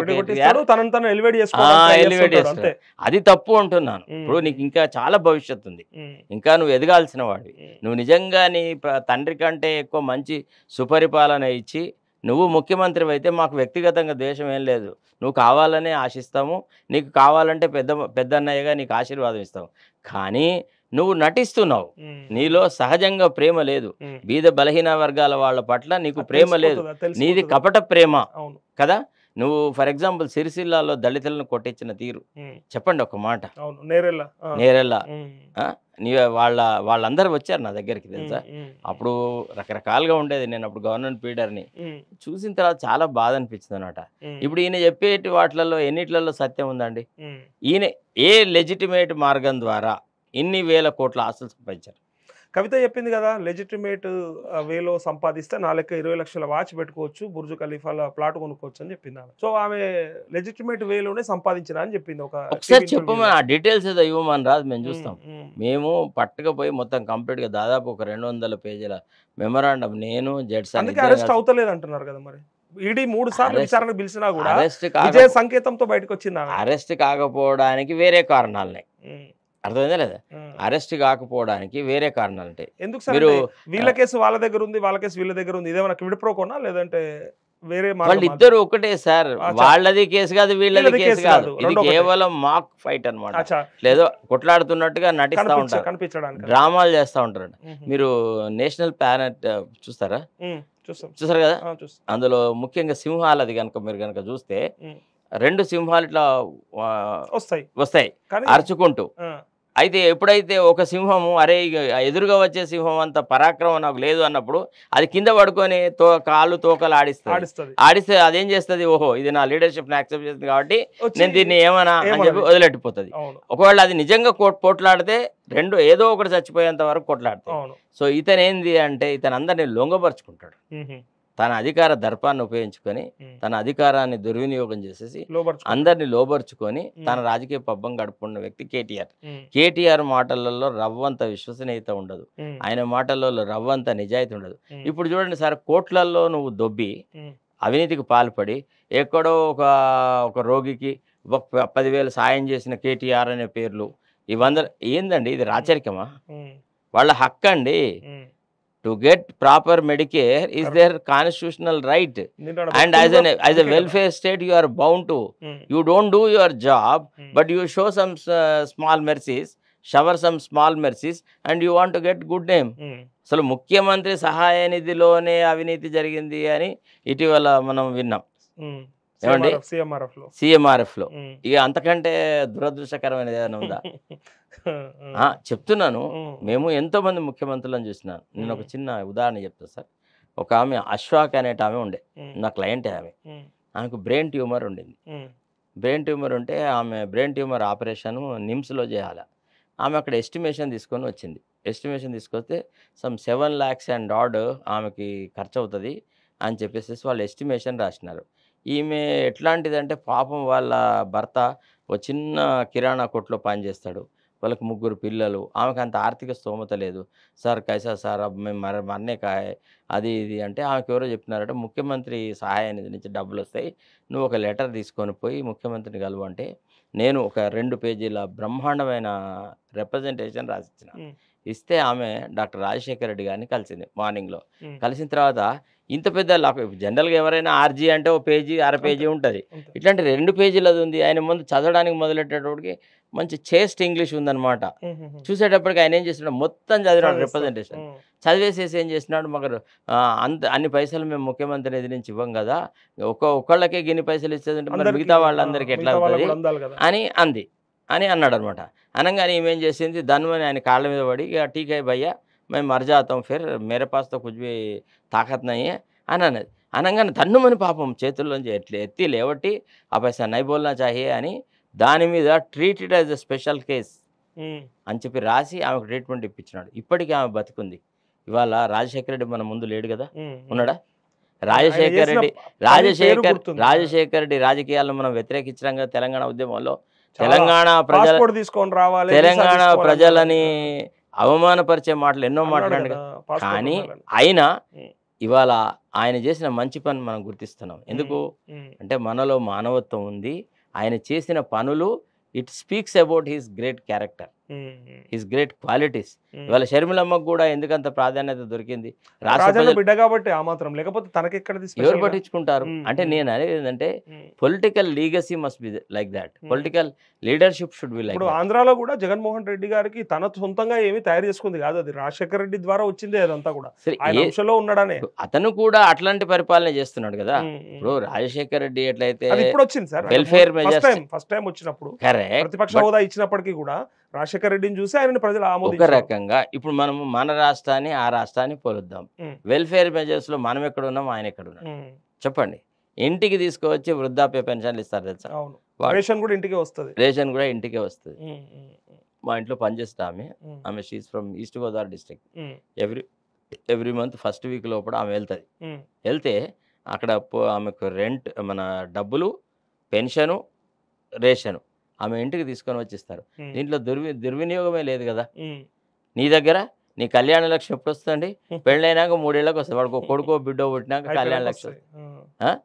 రానోళ్ళు ఇంకా చాలా మంది ఉన్నారు, కొన్ని వేల మంది ఉన్నారు. కొత్త రేషన్ కార్డులు ఎన్ని ఇచ్చినారు? ఇప్పట్లో రేషన్ కార్డులే లేవు, కొత్త రేషన్ కార్డులు. అది సంగతి. సో ఫైనల్ గా కవితనైతే అరెస్ట్ చేయరంటారు బీజేపీ, ఈడీ చేయదు, బీజేపీ చేయదు. అసలు అది అవుట్ ఆఫ్ క్వశ్చన్. అంతే. కానీ కవితను అరెస్ట్ చేయకపోతే ప్రజలైతే నమ్మేటట్టు లేరు ఈసారి బీజేపీని కూడా ఇక్కడ ఈ రాష్ట్రంలో. మీకు చెప్పన్నా, ప్రజలు బీజేపీని నమ్మే రోజులు పోయినాయి. ఒక 6 నెలల క్రితం కనుక ఒకవేళ ఫస్ట్ సారే కవితను పిలిచినప్పుడు కనుక వీళ్ళు, అంటే అంతకుముందు ఒక 6 చార్జ్ షీట్లలో ఆమె పేరు, ఆమె రోల్ గురించి రాసినారు. ఆమెను అరెస్ట్ చేయకుండా బయటికి పంపించిన తర్వాతనే ప్రజలకు అర్థమైపోయింది. ఇప్పుడు కవితను కేవలం ఓన్లీ ఒక to gain sub technical point arrest చేసినా బీజేపీని ఇప్పుడు జనాలు నమ్మరు. ఇది కేవలం డ్రామా, ఇది కేవలం ఎన్నికల ముందు ఆడుతున్న స్టంటే అనేటువంటి భావనకు వచ్చిన సానుభూతి కోసం చేసినట్టు వీళ్ళందరూ ఒకటే సార్. మీకు క్వశ్చన్ అన్నా, కార్యకర్తలలో ప్రజలలో ఎంతైతే నిబద్ధత ఉందో ఈ రాష్ట్రంలో అంత నిబద్ధత ప్రజానాయకులలో లేదు, ప్రజాప్రతినిధులలో లేదు. దానివల్లనే ఆఫ్టర్ ఆల్ మీరు చూడండి, టీఆర్ఎస్ కౌన్సిలర్లకి ఫార్చునర్ కార్లు ఉంటాయి తెలుసా? కార్పొరేటర్లకు హైదరాబాద్ లో ఉంటాయి, టౌన్లలో కౌన్సిలర్లకు ఉంటాయి. కౌన్సిలర్లకు ప్రతి వాడికి ఫార్చునర్ సార్. 30 ఏళ్ళు 35 ఏళ్ళ వకాలత్ చేసి నీ అమ్మ మాకు ఫార్చునర్ లేదు మరి. వాళ్ళు అంటే అంత అవినీతి ఎట్లా సాధ్యమవుతుంది సార్? ఎక్కడ పడితే అక్కడ లేఅవుట్లు సార్. అసలు పొలాలు ఏమన్నా ఉంటున్నాయా? ప్రతి దాన్ని లేఅవుట్ చేస్తున్నారు. గ్రామ పంచాయతీ సర్పంచులు కూడా కోట్లకు ఎదిగిపోయారు. ఎవడు చూడు 100 కోట్ల కంటే తక్కువ మాట్లాడేవాడు ఎవడు లేడు సార్. ఇక ఎవరో కొంతమంది ప్రతిపక్షాలకు సంబంధించిన వాళ్ళు ఉండి ఆడ లోకల్ ఎమ్మెల్యేతో శృతి కలవని వాళ్ళే మాత్రమే దుర్భర దారిద్ర్యంలో ఉన్నారు. మిగతా వాళ్ళందరూ కోట్లకు ఎదిగి ఉన్నారు. ఓకే. సో ఫైనల్ గా చెప్పండి సార్, అంటే ఇప్పుడు ఈ రాష్ట్రంలో కేసీఆర్ని పక్కన పెట్టి ఎన్నుకుంటారు అని అంటున్నారు, కానీ ఎవరిని ఎన్నుకుంటారు అనే దాని దగ్గర ఇప్పటిదాకా మీరు బీజేపీని అయితే ఎన్నుకోరని చెప్పారు కదా. కాంగ్రెస్లో ఉన్న ఈ అంతర్గత ప్రజాస్వామ్యం అని మీరు చెప్పినప్పటికీ కూడా రేవంత్ రెడ్డిని పరిగెత్తనిస్తలేరు కదా, అటుపక్క ఇటుపక్క గుంజుతారు. రేవంత్ రెడ్డి ఆయన ఆల్రెడీ ఓటుకు నోటు కేసులో ఉన్నాడు కదా, ఇలాంటి ఆయనని ప్రొజెక్ట్ చేస్తే కాంగ్రెస్కి మైనసే కదా, మరి ఎట్లా ఎవరైతే గెలుస్తారు? ఒక్క విషయం సార్, ఇక్కడ ఈ ఓటుకు నోటు కేసు అనేది కూడా ఒక పకడ్బందీగా పన్నిన పన్నాగం. First point. సరే, ఆయన రోల్ లేదు, అసలే ఆయన పెద్ద పుణ్యపునీతుడు, ఆయన అందులో ఏం పాత్రనే వహించలేదని నేను అన్నాను. జేఎంఎం కేసు ఏం సార్? ఎంపీలను కొనుక్కొని పివి నరసింహారావు గట్టెక్కినాడా లేదా? ఇది ప్రజాస్వామ్యంలో జరుగుతున్నదే. ఇందులో ఇప్పుడు ఈ ఇంతమంది 14 ఎమ్మెల్యేలు, కాంగ్రెస్ ఎమ్మెల్యేలు అభివృద్ధి కోసం పోయినరా? అభివృద్ధి కోసం అని చెప్పి వాళ్ళని కొనుక్కోలేదా? వాళ్ళ పిల్లలకి వాళ్ళకి రకరకాలైనటువంటి ప్రలోభాలు పెట్టలేదా? వాళ్ళకి ఇవ్వలేదా? ఒక రేవంత్ రెడ్డి దగ్గరికి వచ్చేవరకే ఈ విషయం అని ఎందుకు? రెండోది, మొన్న ఇటీవల ప్రియాంక గాంధీ గారు రాష్ట్రానికి వచ్చి సరూర్ నగర్ మీటింగ్ జరిగిపోయిన తర్వాత ఆమె చాలా చాలా అసంతృప్తికి గురైంది. అంటే ఈ రాష్ట్రంలో కూడా నాయకత్వ లోపం ఉంది. ఈ నాయకత్వం సరైన తీరులో పనిచేయట్లేదు. వీళ్ళల్లో ఐక్యత లేదు. అసలు ప్రియాంక గాంధీని తీసుకొచ్చి ఇక సరూర్ నగర్ మీటింగ్ ఏందండి? ఏమో అదొక స్టేడియము, అక్కడ ఒక మీటింగా? అట్లాంటి వ్యక్తిని తీసుకొస్తే ఎల్బీ స్టేడియంలోనో నిమ్స్లోనో అక్కడ ఇది దాంట్లోనో పరేడ్ గ్రౌండ్లోనో పెట్టాలి. పెట్టి ఒక ప్రదర్శించాలా. అంటే కాంగ్రెస్ ఇక్కడ ఇంత బలంగా ఉంది అని కేంద్ర నాయకత్వానికి తెలియజేసే ప్రయత్నం చేయాలి. ఆ ప్రయత్నం చేయలేకపోవడమే ఆమె గ్రహించింది. కాబట్టి నాకు తెలిసి ఇక్కడ ఒక్క రేవంత్ రెడ్డి నాయకత్వంలోనే ఈ రాష్ట్రంలో రేపు ఎన్నికలు జరుగుతాయని నేను అనుకోను. వాళ్ళు ఎన్నికలకు ఒక సమన్వయ కమిటీ పెడతారు. ఆ కమిటీ ద్వారా కలెక్టివ్ రెస్పాన్సిబిలిటీ ఉంటుంది. దాని మీద మళ్ళా కేంద్రం నుంచి వచ్చే అబ్జర్వర్స్ ఉంటారు. ఆ అబ్జర్వర్స్ నుంచి మళ్ళీ హైకమాండ్ యొక్క సూపర్విజన్ ఉంటుంది. కాబట్టి ఇక్కడ ఎవరొక్కళ్ళు ఏదో డ్రామా ఆడతా, నేను నా ఇష్టం వచ్చిన వాళ్ళకే నేను చేస్తా అనేది లేదు. రెండోది ఏంటంటే కాంగ్రెస్ హైకమాండ్కి అంటే even I was also a journalist in Delhi, got few friends in Congress. Now what I get to know is that the high command wants to have their own people to observe what is happening here. ఇక్కడ ఏ ఒక్క వ్యక్తి పేరు మీద ఏది జరగదు. వాళ్ళకి చాలా inputs ఉన్నాయి. ఏమని అంటే నిజమైన కాంగ్రెస్ వాదులనందరినీ ఏదో ఒక మిస్టతోని బయటికి నెట్టడమో, లేకపోతే వాళ్ళని అవమానపరచడమో, వాళ్ళకి పోస్టులు రాకుండా చేయడమో చేసేసి కేవలము మైగ్రెంట్ బర్డ్స్ ఉంటాయి కదా, అట్లాంటి వాళ్ళకే కొంత ప్రాధాన్యత ఇస్తున్నట్టుగా కాంగ్రెస్ హైకమాండ్ దృష్టిలో ఉంది ఆ ఆరోపణలు. వాళ్ళు వాటిని సీరియస్గానే తీసుకున్నారు. ఇప్పుడు ఇంకోటి ఏంటంటే రాహుల్ గాంధీ లాగా ప్రియాంక గాంధీ ఉండదు. She's a very assiduous person, very intelligent. ఆమె ఆవులిస్తే పేగు లెక్క పడుతుంది. ఒక్క సెకండ్లో గ్రహించింది అమ్మో there is something wrong here అని. అందుకే దే స్టార్టెడ్ రెమెడియల్ మెజర్స్. ఇక ఇప్పుడు కాంగ్రెస్ హైకమాండ్ యొక్క ఫోకస్ అంతా ఎక్కడ ఉంటుంది? తెలంగాణ మీద ఉంటుంది. వీళ్ళ పప్పులు ఉడకనిస్తారా? ఒక్క నిమిషంలో తీసి పారేస్తారు సార్. అదంతా ఉండదు. తర్వాత పిసిసిఐ అధ్యక్షుడు ఒక్కడి నేతృత్వంలోనే ఎన్నికలు గెలుస్తాయి అనే మాట నేను నమ్మా. I don't believe in that at all. Because I have seen ఉదాహరణలు ఉన్నాయి కదా. ఒక్క డి శ్రీనివాస్ చెప్పుకున్నాడు నా నేతృత్వంలో నేను బి ఫామ్లు ఇస్తాను. 294 బి ఫామ్లు ఇచ్చినారు అన్నాడు కదా. ఆయనతో ఉరిగింది సార్. పిసిసి అధ్యక్షుడు ఎవడున్నా ఎన్నికలు గెలిచిన సందర్భాలు బొచ్చడని ఉన్నాయి. అసలు పిసిసి అధ్యక్షుడికి డి శ్రీనివాస్ వల్ల కొంత ప్రాధాన్యత వచ్చింది. అది కూడా డి శ్రీనివాస్ డాక్టర్ రాజశేఖర్ రెడ్డి ఇద్దరు అమిత్ షా మోడీ ద్వయం లాగా అప్పుడు అలా బాగా పనిచేసింది. అనుబంధం వాళ్ళిద్దరి మధ్య ఉన్నటువంటి సముచితమైన గౌరవం, దానికి రోషయ్య లాంటి వాళ్ళు అట్లా పెద్ద పెద్ద నాయకులు చాలా మంది ఉన్నారు అప్పుడు. జానారెడ్డి గారు ఉండేది, వేరే వాళ్ళు ఉండేది, పెద్ద పెద్ద నాయకులు అందరి యొక్క సమాగమం అవ్వడం వల్ల ఆ టీం క్లిక్ అయింది. ఇప్పుడు రేవంత్ రెడ్డి కూడా అట్లాంటి టీంను కన్స్టిట్యూట్ చేసుకోవాలి. రేవంత్ రెడ్డి కేవలం తనకు నచ్చిన వాళ్ళనే నలుగురినే పెట్టుకొని నేను రాజ్యం వెళ్తా అంటే చూస్తారు, 1-2 సార్లు చూస్తారు. ఆ తర్వాత బాబు నువ్వు అక్కడ పక్కకుండు, ఇక మేము ఈ టీంను పెడుతున్నాం వీళ్ళ ద్వారా చేయించుకుంటాం అంటారు. ఆయన తీసి పక్కకు పెడతాం. కాంగ్రెస్ లో తీసేయారు ఉద్యోగం నుంచి, తీసి మూలకు పెట్టేసేసి వేరే ఆల్టర్నేటివ్ సిస్టమ్ తగ్గిస్తే సరిపోయి ఇంకేంది ఇంపార్టెన్స్ తగ్గిస్తే అయిపోయి న్యాచురల్ కదా. ఇప్పుడు ఒక విషయం అండి, నిజంగా ఇప్పుడు ఎట్లయితే రాహుల్ గాంధీ ఏదైతే భారత్ జోడో యాత్ర చేస్తున్నారో అదే స్ఫూర్తితో కాంగ్రెస్ మొత్తం రాష్ట్రం అంతా తిరుగుతూ ఏం పోతుండే, తలో నాయకుడు రావచ్చు కదా, అందరు కలిసి ఒక కామన్ కాన్ఫిడెన్స్ గా ఒక మీటింగ్ పెట్టొచ్చు కదా. ఒకే ఒకరు అంటే బట్టి విక్రమార్క ఒక దిక్కు నుంచి, రేవంత్ ఒక దిక్కు నుంచి, అంత ఇద్దరు వచ్చారు. సో కోమటిరెడ్డి వెంకటరెడ్డి కూడా ఇంకో సైడ్ నుంచి, జగ్గారెడ్డి ఒక సైడ్ నుంచి రావచ్చు. అందరూ చేయొచ్చు. ఇప్పుడు ఎవరెవరైతే అధికారం ఇన్ఫ్లుయెన్స్డ్ క్యాండిడేట్స్ కదా వీళ్ళంతా, ఇన్ఫ్లుయెన్స్ ప్రజలలో కొంత పలుకుబడి ఉన్న వ్యక్తులు అందరూ చేయాలి కదా. ఒకరి మీద భారం మోపేది సమిష్టి బాధ్యతగా చేస్తే అధికారం వస్తే అందరూ పంచుకుంటారు కదా, అందరికి కావాలి కదా పదవులు. పంచుకుంటూ కాదండి, అందరూ అధికారాన్ని షేర్ చేయాలి. ఇలా కష్టాన్ని షేర్ చేసుకుంటే రేపు అధికారాన్ని షేర్ చేసుకోవచ్చు. సరే, ఇంకొక ప్రశ్న అంటే ఏఐసిసి అధ్యక్షుడిగా అంటే గతంలో గాంధీ కుటుంబం నుంచి కాంగ్రెస్ పార్టీ బయటికి వచ్చినప్పుడే దానికి ముక్తి జరుగుతుంది, అప్పుడే భవిష్యత్తులో కాంగ్రెస్ బతుకుతుంది అన్న మాటలు కూడా చాలా మనం ప్రజల్లో కానీ విస్తృతంగా విన్నాం మనం. మల్లికార్జున ఖర్గే గారిని అనౌన్స్ చేసిన తర్వాత ఇప్పుడు ఖర్గే గారి నేతృత్వంలో జరిగిన కర్ణాటక ఎలక్షన్ చూస్తే సక్సెస్ అయినట్టే కదా. ఇక అంటే కొంత కనపడుతుంది కదా కాంగ్రెస్ లో అంటే నష్టపోయింది మొన్న కానీ, సీతారాం కేసరి లేకుండా లేకపోతే వేరే వాళ్ళు లేకుండా ఏఐసి ప్రెసిడెంట్ వాళ్ళ తర్వాత ఇందిరాగాంధీ, సోనియా గాంధీ, రాజీవ్ గాంధీ, రాహుల్ గాంధీ, సోనియా గాంధీ నేతృత్వంలో ఎన్నికలు గెలవలేదా? కేంద్రంలో ఎన్నికల అధికారంలోకి వచ్చినారా లేదా? మన్మోహన్ సింగ్ గవర్నమెంట్ ఏర్పడ్డదా లేదా? అవన్నీ అవుతాయి. కాంగ్రెస్ ఏతరులు, కాంగ్రెస్ వాళ్ళు అట్లా ఏముండదు. అసలు కాంగ్రెస్ లో ఈ చర్చే ఉండదండి. కాంగ్రెస్ లో ప్రతి వాడు గాడ్ ఎవ్రీబడి అంతే. ఖర్గే గారు ఒక స్టేచర్ ఉన్న వ్యక్తి, ఒక దళితుడు, ఇతని నేతృత్వంలో ఉంచి మనము పేద బలహీన వర్గాల వాళ్ళలో కొంత వాళ్ళ కాన్ఫిడెన్స్ విన్ అవ్వాలా అనేది ఒక రాజకీయమైన స్ట్రాటజీ. దాని ప్రకారం ఖర్గే గారికి ఇచ్చినారు, పూర్తి సంపూర్ణమైన స్వేచ్ఛ ఇచ్చినారు కదా. కానీ ప్రతిపక్షాలు అంటే వాళ్ళ నుంచి వచ్చిన ఒక మాట మీ ముందు పెడతా, ఒకవేళ రేపొద్దున దేశం అంతా కాంగ్రెస్ కనుక అధికారంలోకి వచ్చే అవకాశం ఉంటే ఖర్గేని ప్రధానమంత్రి చేస్తారా, రాహుల్ గాంధీని ప్రధానమంత్రి చేస్తారా అనేది ఇక్కడ పెద్ద ప్రశ్న. డెఫినెట్ గా రాహుల్ గాంధీనే చేస్తారు, అది వాళ్ళ ఇంటర్నల్ ఇష్యూ కదా. అలాంటప్పుడు అలా కాదండి. మరి అయితే ఖర్గే గారికి ప్రధానమంత్రి అయ్యే స్తోమత ఉందా, ఆ వయసు ఉందా, ఆ అనుభవం ఉందా, చేయొచ్చు, సాధ్యమవుతుందా? ఆయన వయసు ఎంత, 76-77 ఏళ్ళ వయసు. అరే ఆయనకు పెద్ద మనిషిలా గౌరవం ఇచ్చిన రాష్ట్రపతి చేస్తారు కావచ్చు రేపు ఎప్పుడన్నా, చెప్పలేం కదా. కాంగ్రెస్ లో ఏదైనా సాధ్యమే కదా. అసలు ఖర్గే గారికి లేదు కదా ఆ మాట. ఖర్గే గారు అన్నారా నా వల్లనే కర్ణాటక గెలిచిన?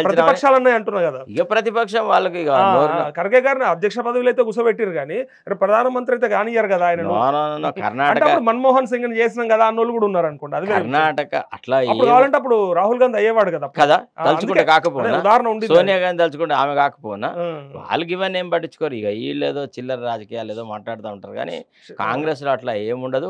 ముఖ్యంగా కాంగ్రెస్ లో ఉండే ఒక గొప్ప గుణం ఏంటంటే అక్కడ SC leaders other upper caste leader తో సమంగా చలామణి అవుతారు, ప్రశ్నిస్తారు కూడా. ఎంతో మంది చూసాం. దామోదరం సంజయ్ అని ఎప్పుడు చేసినారండి ముఖ్యమంత్రిగా, జోకా ఇదే కేసీఆర్ని పని కేటీఆర్కి ఇచ్చే పదవిని ఒక ఎస్సీకి మనం చూద్దాం. నేను అడుగుతున్నాను ఇప్పుడు విమర్శించే వాళ్ళని, జస్ట్ వట్టిగా ఆ పదవిని ఉంది కదా ఇది వర్కింగ్ ప్రెసిడెంట్ పోస్ట్ కడియం శ్రీగారికి ఇమ్మని ఇస్తాడా, లేకపోతే మోతుకుపల్లి నరసింహులకి మనం ఇస్తాడా? దళిత ముఖ్యమంత్రి చేయలేదు, ఇక అవేం చేస్తారు సార్, పార్టీని ఇంకొకరికి అప్పు చెప్తారా? వీళ్ళు మాట్లాడే మాటలకు అంత వాల్యూ లేదు. ఓకే సార్, ఫైనల్ క్వశ్చన్, మీ పర్సనల్ క్వశ్చన్. శరత్ సారు అంటే శరత్ కుమార్ గారు ఇలాంటి ఐడియాలజీతో ఉండి అంటే గాంధీ కుటుంబానికి కొంత విధేయత చూపిస్తూ ఉన్నారు, పైగా కొంత కాంగ్రెస్ ఐడియాలజీ మీకు బాగా వంట పట్టింది. ఇలాంటి వ్యక్తి మరి కేసీఆర్ ప్రభుత్వంలో ఆ స్పెషల్ గవర్నమెంట్ లీడర్గా మీరు ఎలా అపాయింట్ అయ్యారు, అప్పుడు ఏం జరిగింది అసలు? మీకు క్వశ్చన్ చెప్పన్నా, కేసీఆర్ ఏమన్నా ఆకాశం నుంచి ఊడిపడ్డా? ఆయన కూడా కాంగ్రెస్ మనిషే కదా. ఆ తర్వాత అంటే భారతదేశం ఐడియాలజీ తెలిసిన వాళ్ళు మిమ్మల్ని తీసుకోరు కదా అనేది నా లెక్క. సార్ ఒకటి, నా కమ్యూనిస్ట్ బ్యాక్గ్రౌండ్ గురించి వాళ్ళకి తెలియదు, ఫస్ట్ పాయింట్.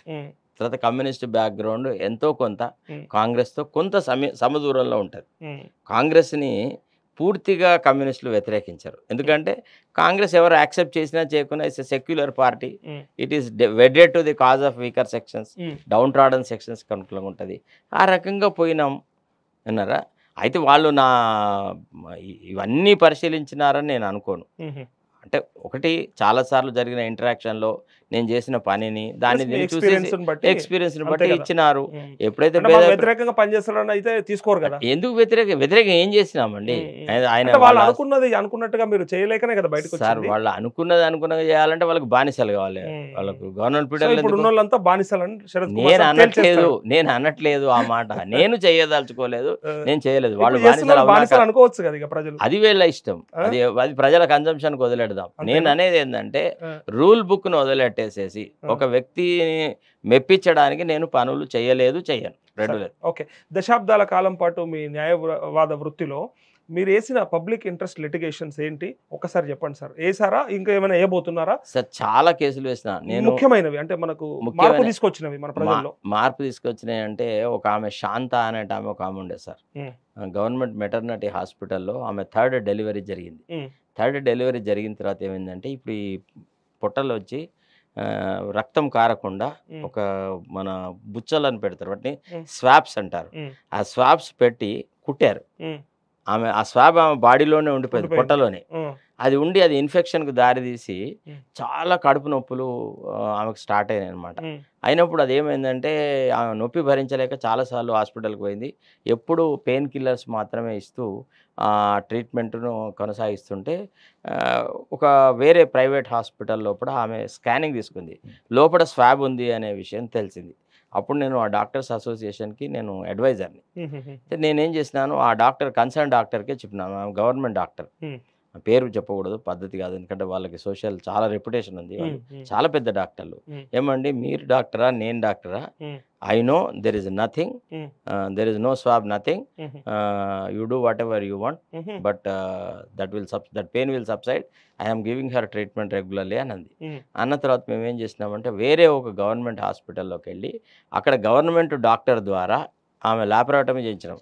ఆ పర్టికులర్ దాన్ని ఓపెన్ చేస్తే అందులో స్వాబ్ ఉన్నట్టుగా అతను గమనించి ఆ స్వాబ్ తీసేసేసి ఇంటెస్టైన్ కొంత కట్ చేసేసి ఎక్కడైతే ఇన్ఫెక్ట్ అయిందో అక్కడ ఆమెకు ట్రీట్మెంట్ ఇవ్వడం జరిగిందన్నమాట. ఇది నేను వేసిన ఒక పబ్లిక్ ఇంట్రెస్ట్ రిప్రజెంటేషన్ బేసిస్ మీద.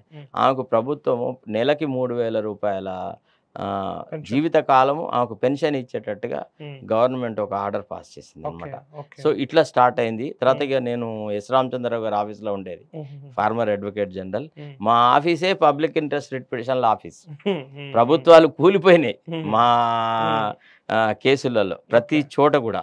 ఇప్పుడు ఇటీవల కాలంలో అయితే వరద పీడితుల ప్రాంతాల వాళ్ళకి వేసినాను, బక్క జడ్సన్తో నది వేసినాను, కొంతమంది రిటైర్డ్ ఐఏఎస్ ఆఫీసర్లను ఈ అడ్వైజర్స్గా పెట్టుకొని అన్ని లక్షల కోట్ల రూపాయలు వాళ్ళకు తగలబెట్టడం, దాన్ని ఛాలెంజ్ చేశారు. అట్లా చాలా కేసులు చేశారు. దాదాపు ఎంత తక్కువ అన్నా కనీసం ఒక 50-60 కేసులు వేసుకుంటారు. సార్ రైతు బంధు లాంటి దానిపైన ఎందుకు వేయలేదు సార్? రైతు బంధు దాని మీద వేయలేదు, కానీ 3 బెడ్రూమ్ స్కీమ్ మిస్యూజ్ మీద వేసినాను నేను. ఇంకోటి ఏమంటే ఇప్పుడు ఈ ప్రభుత్వంలో జీవోలు ఏవి అవైలబుల్గా ఉండవండి. ఇప్పుడు పబ్లిక్ డొమైన్లో కనుక జీవోలు ఉంటే మనము ఛాలెంజ్ చేయవచ్చు, మనకు అన్ని దొరుకుతుంది. రైట్ టు ఇన్ఫర్మేషన్ యాక్ట్ ఇస్తే అసలు ఇన్ఫర్మేషన్ కమిషనర్లే లేరు, నీకు ఇన్ఫర్మేషనే రాదు. తర్వాత ఇప్పుడు ఫర్ ఎగ్జాంపుల్ సోమేష్ కుమార్ని అపాయింట్ చేసినారు. Somesh Kumar is here by appointed so and so, but all other particulars with regard to the payment of perks etcetera will be issued separately అంటారు. ఆ సపరేట్ జీవో మనకు దొరకదు. ఆయనకి ఏ అర్హతలు, ఏమి ఇస్తున్నారు, ఎట్టిస్తున్నారు అని. తర్వాత కొంతమంది రిటైర్డ్ ఐఏఎస్ ఆఫీసర్లకు, ఐపీఎస్ ఆఫీసర్లకు ఎక్స్టెన్షన్లు ఇచ్చినారు. దాన్ని నేను ఛాలెంజ్ చేసిన.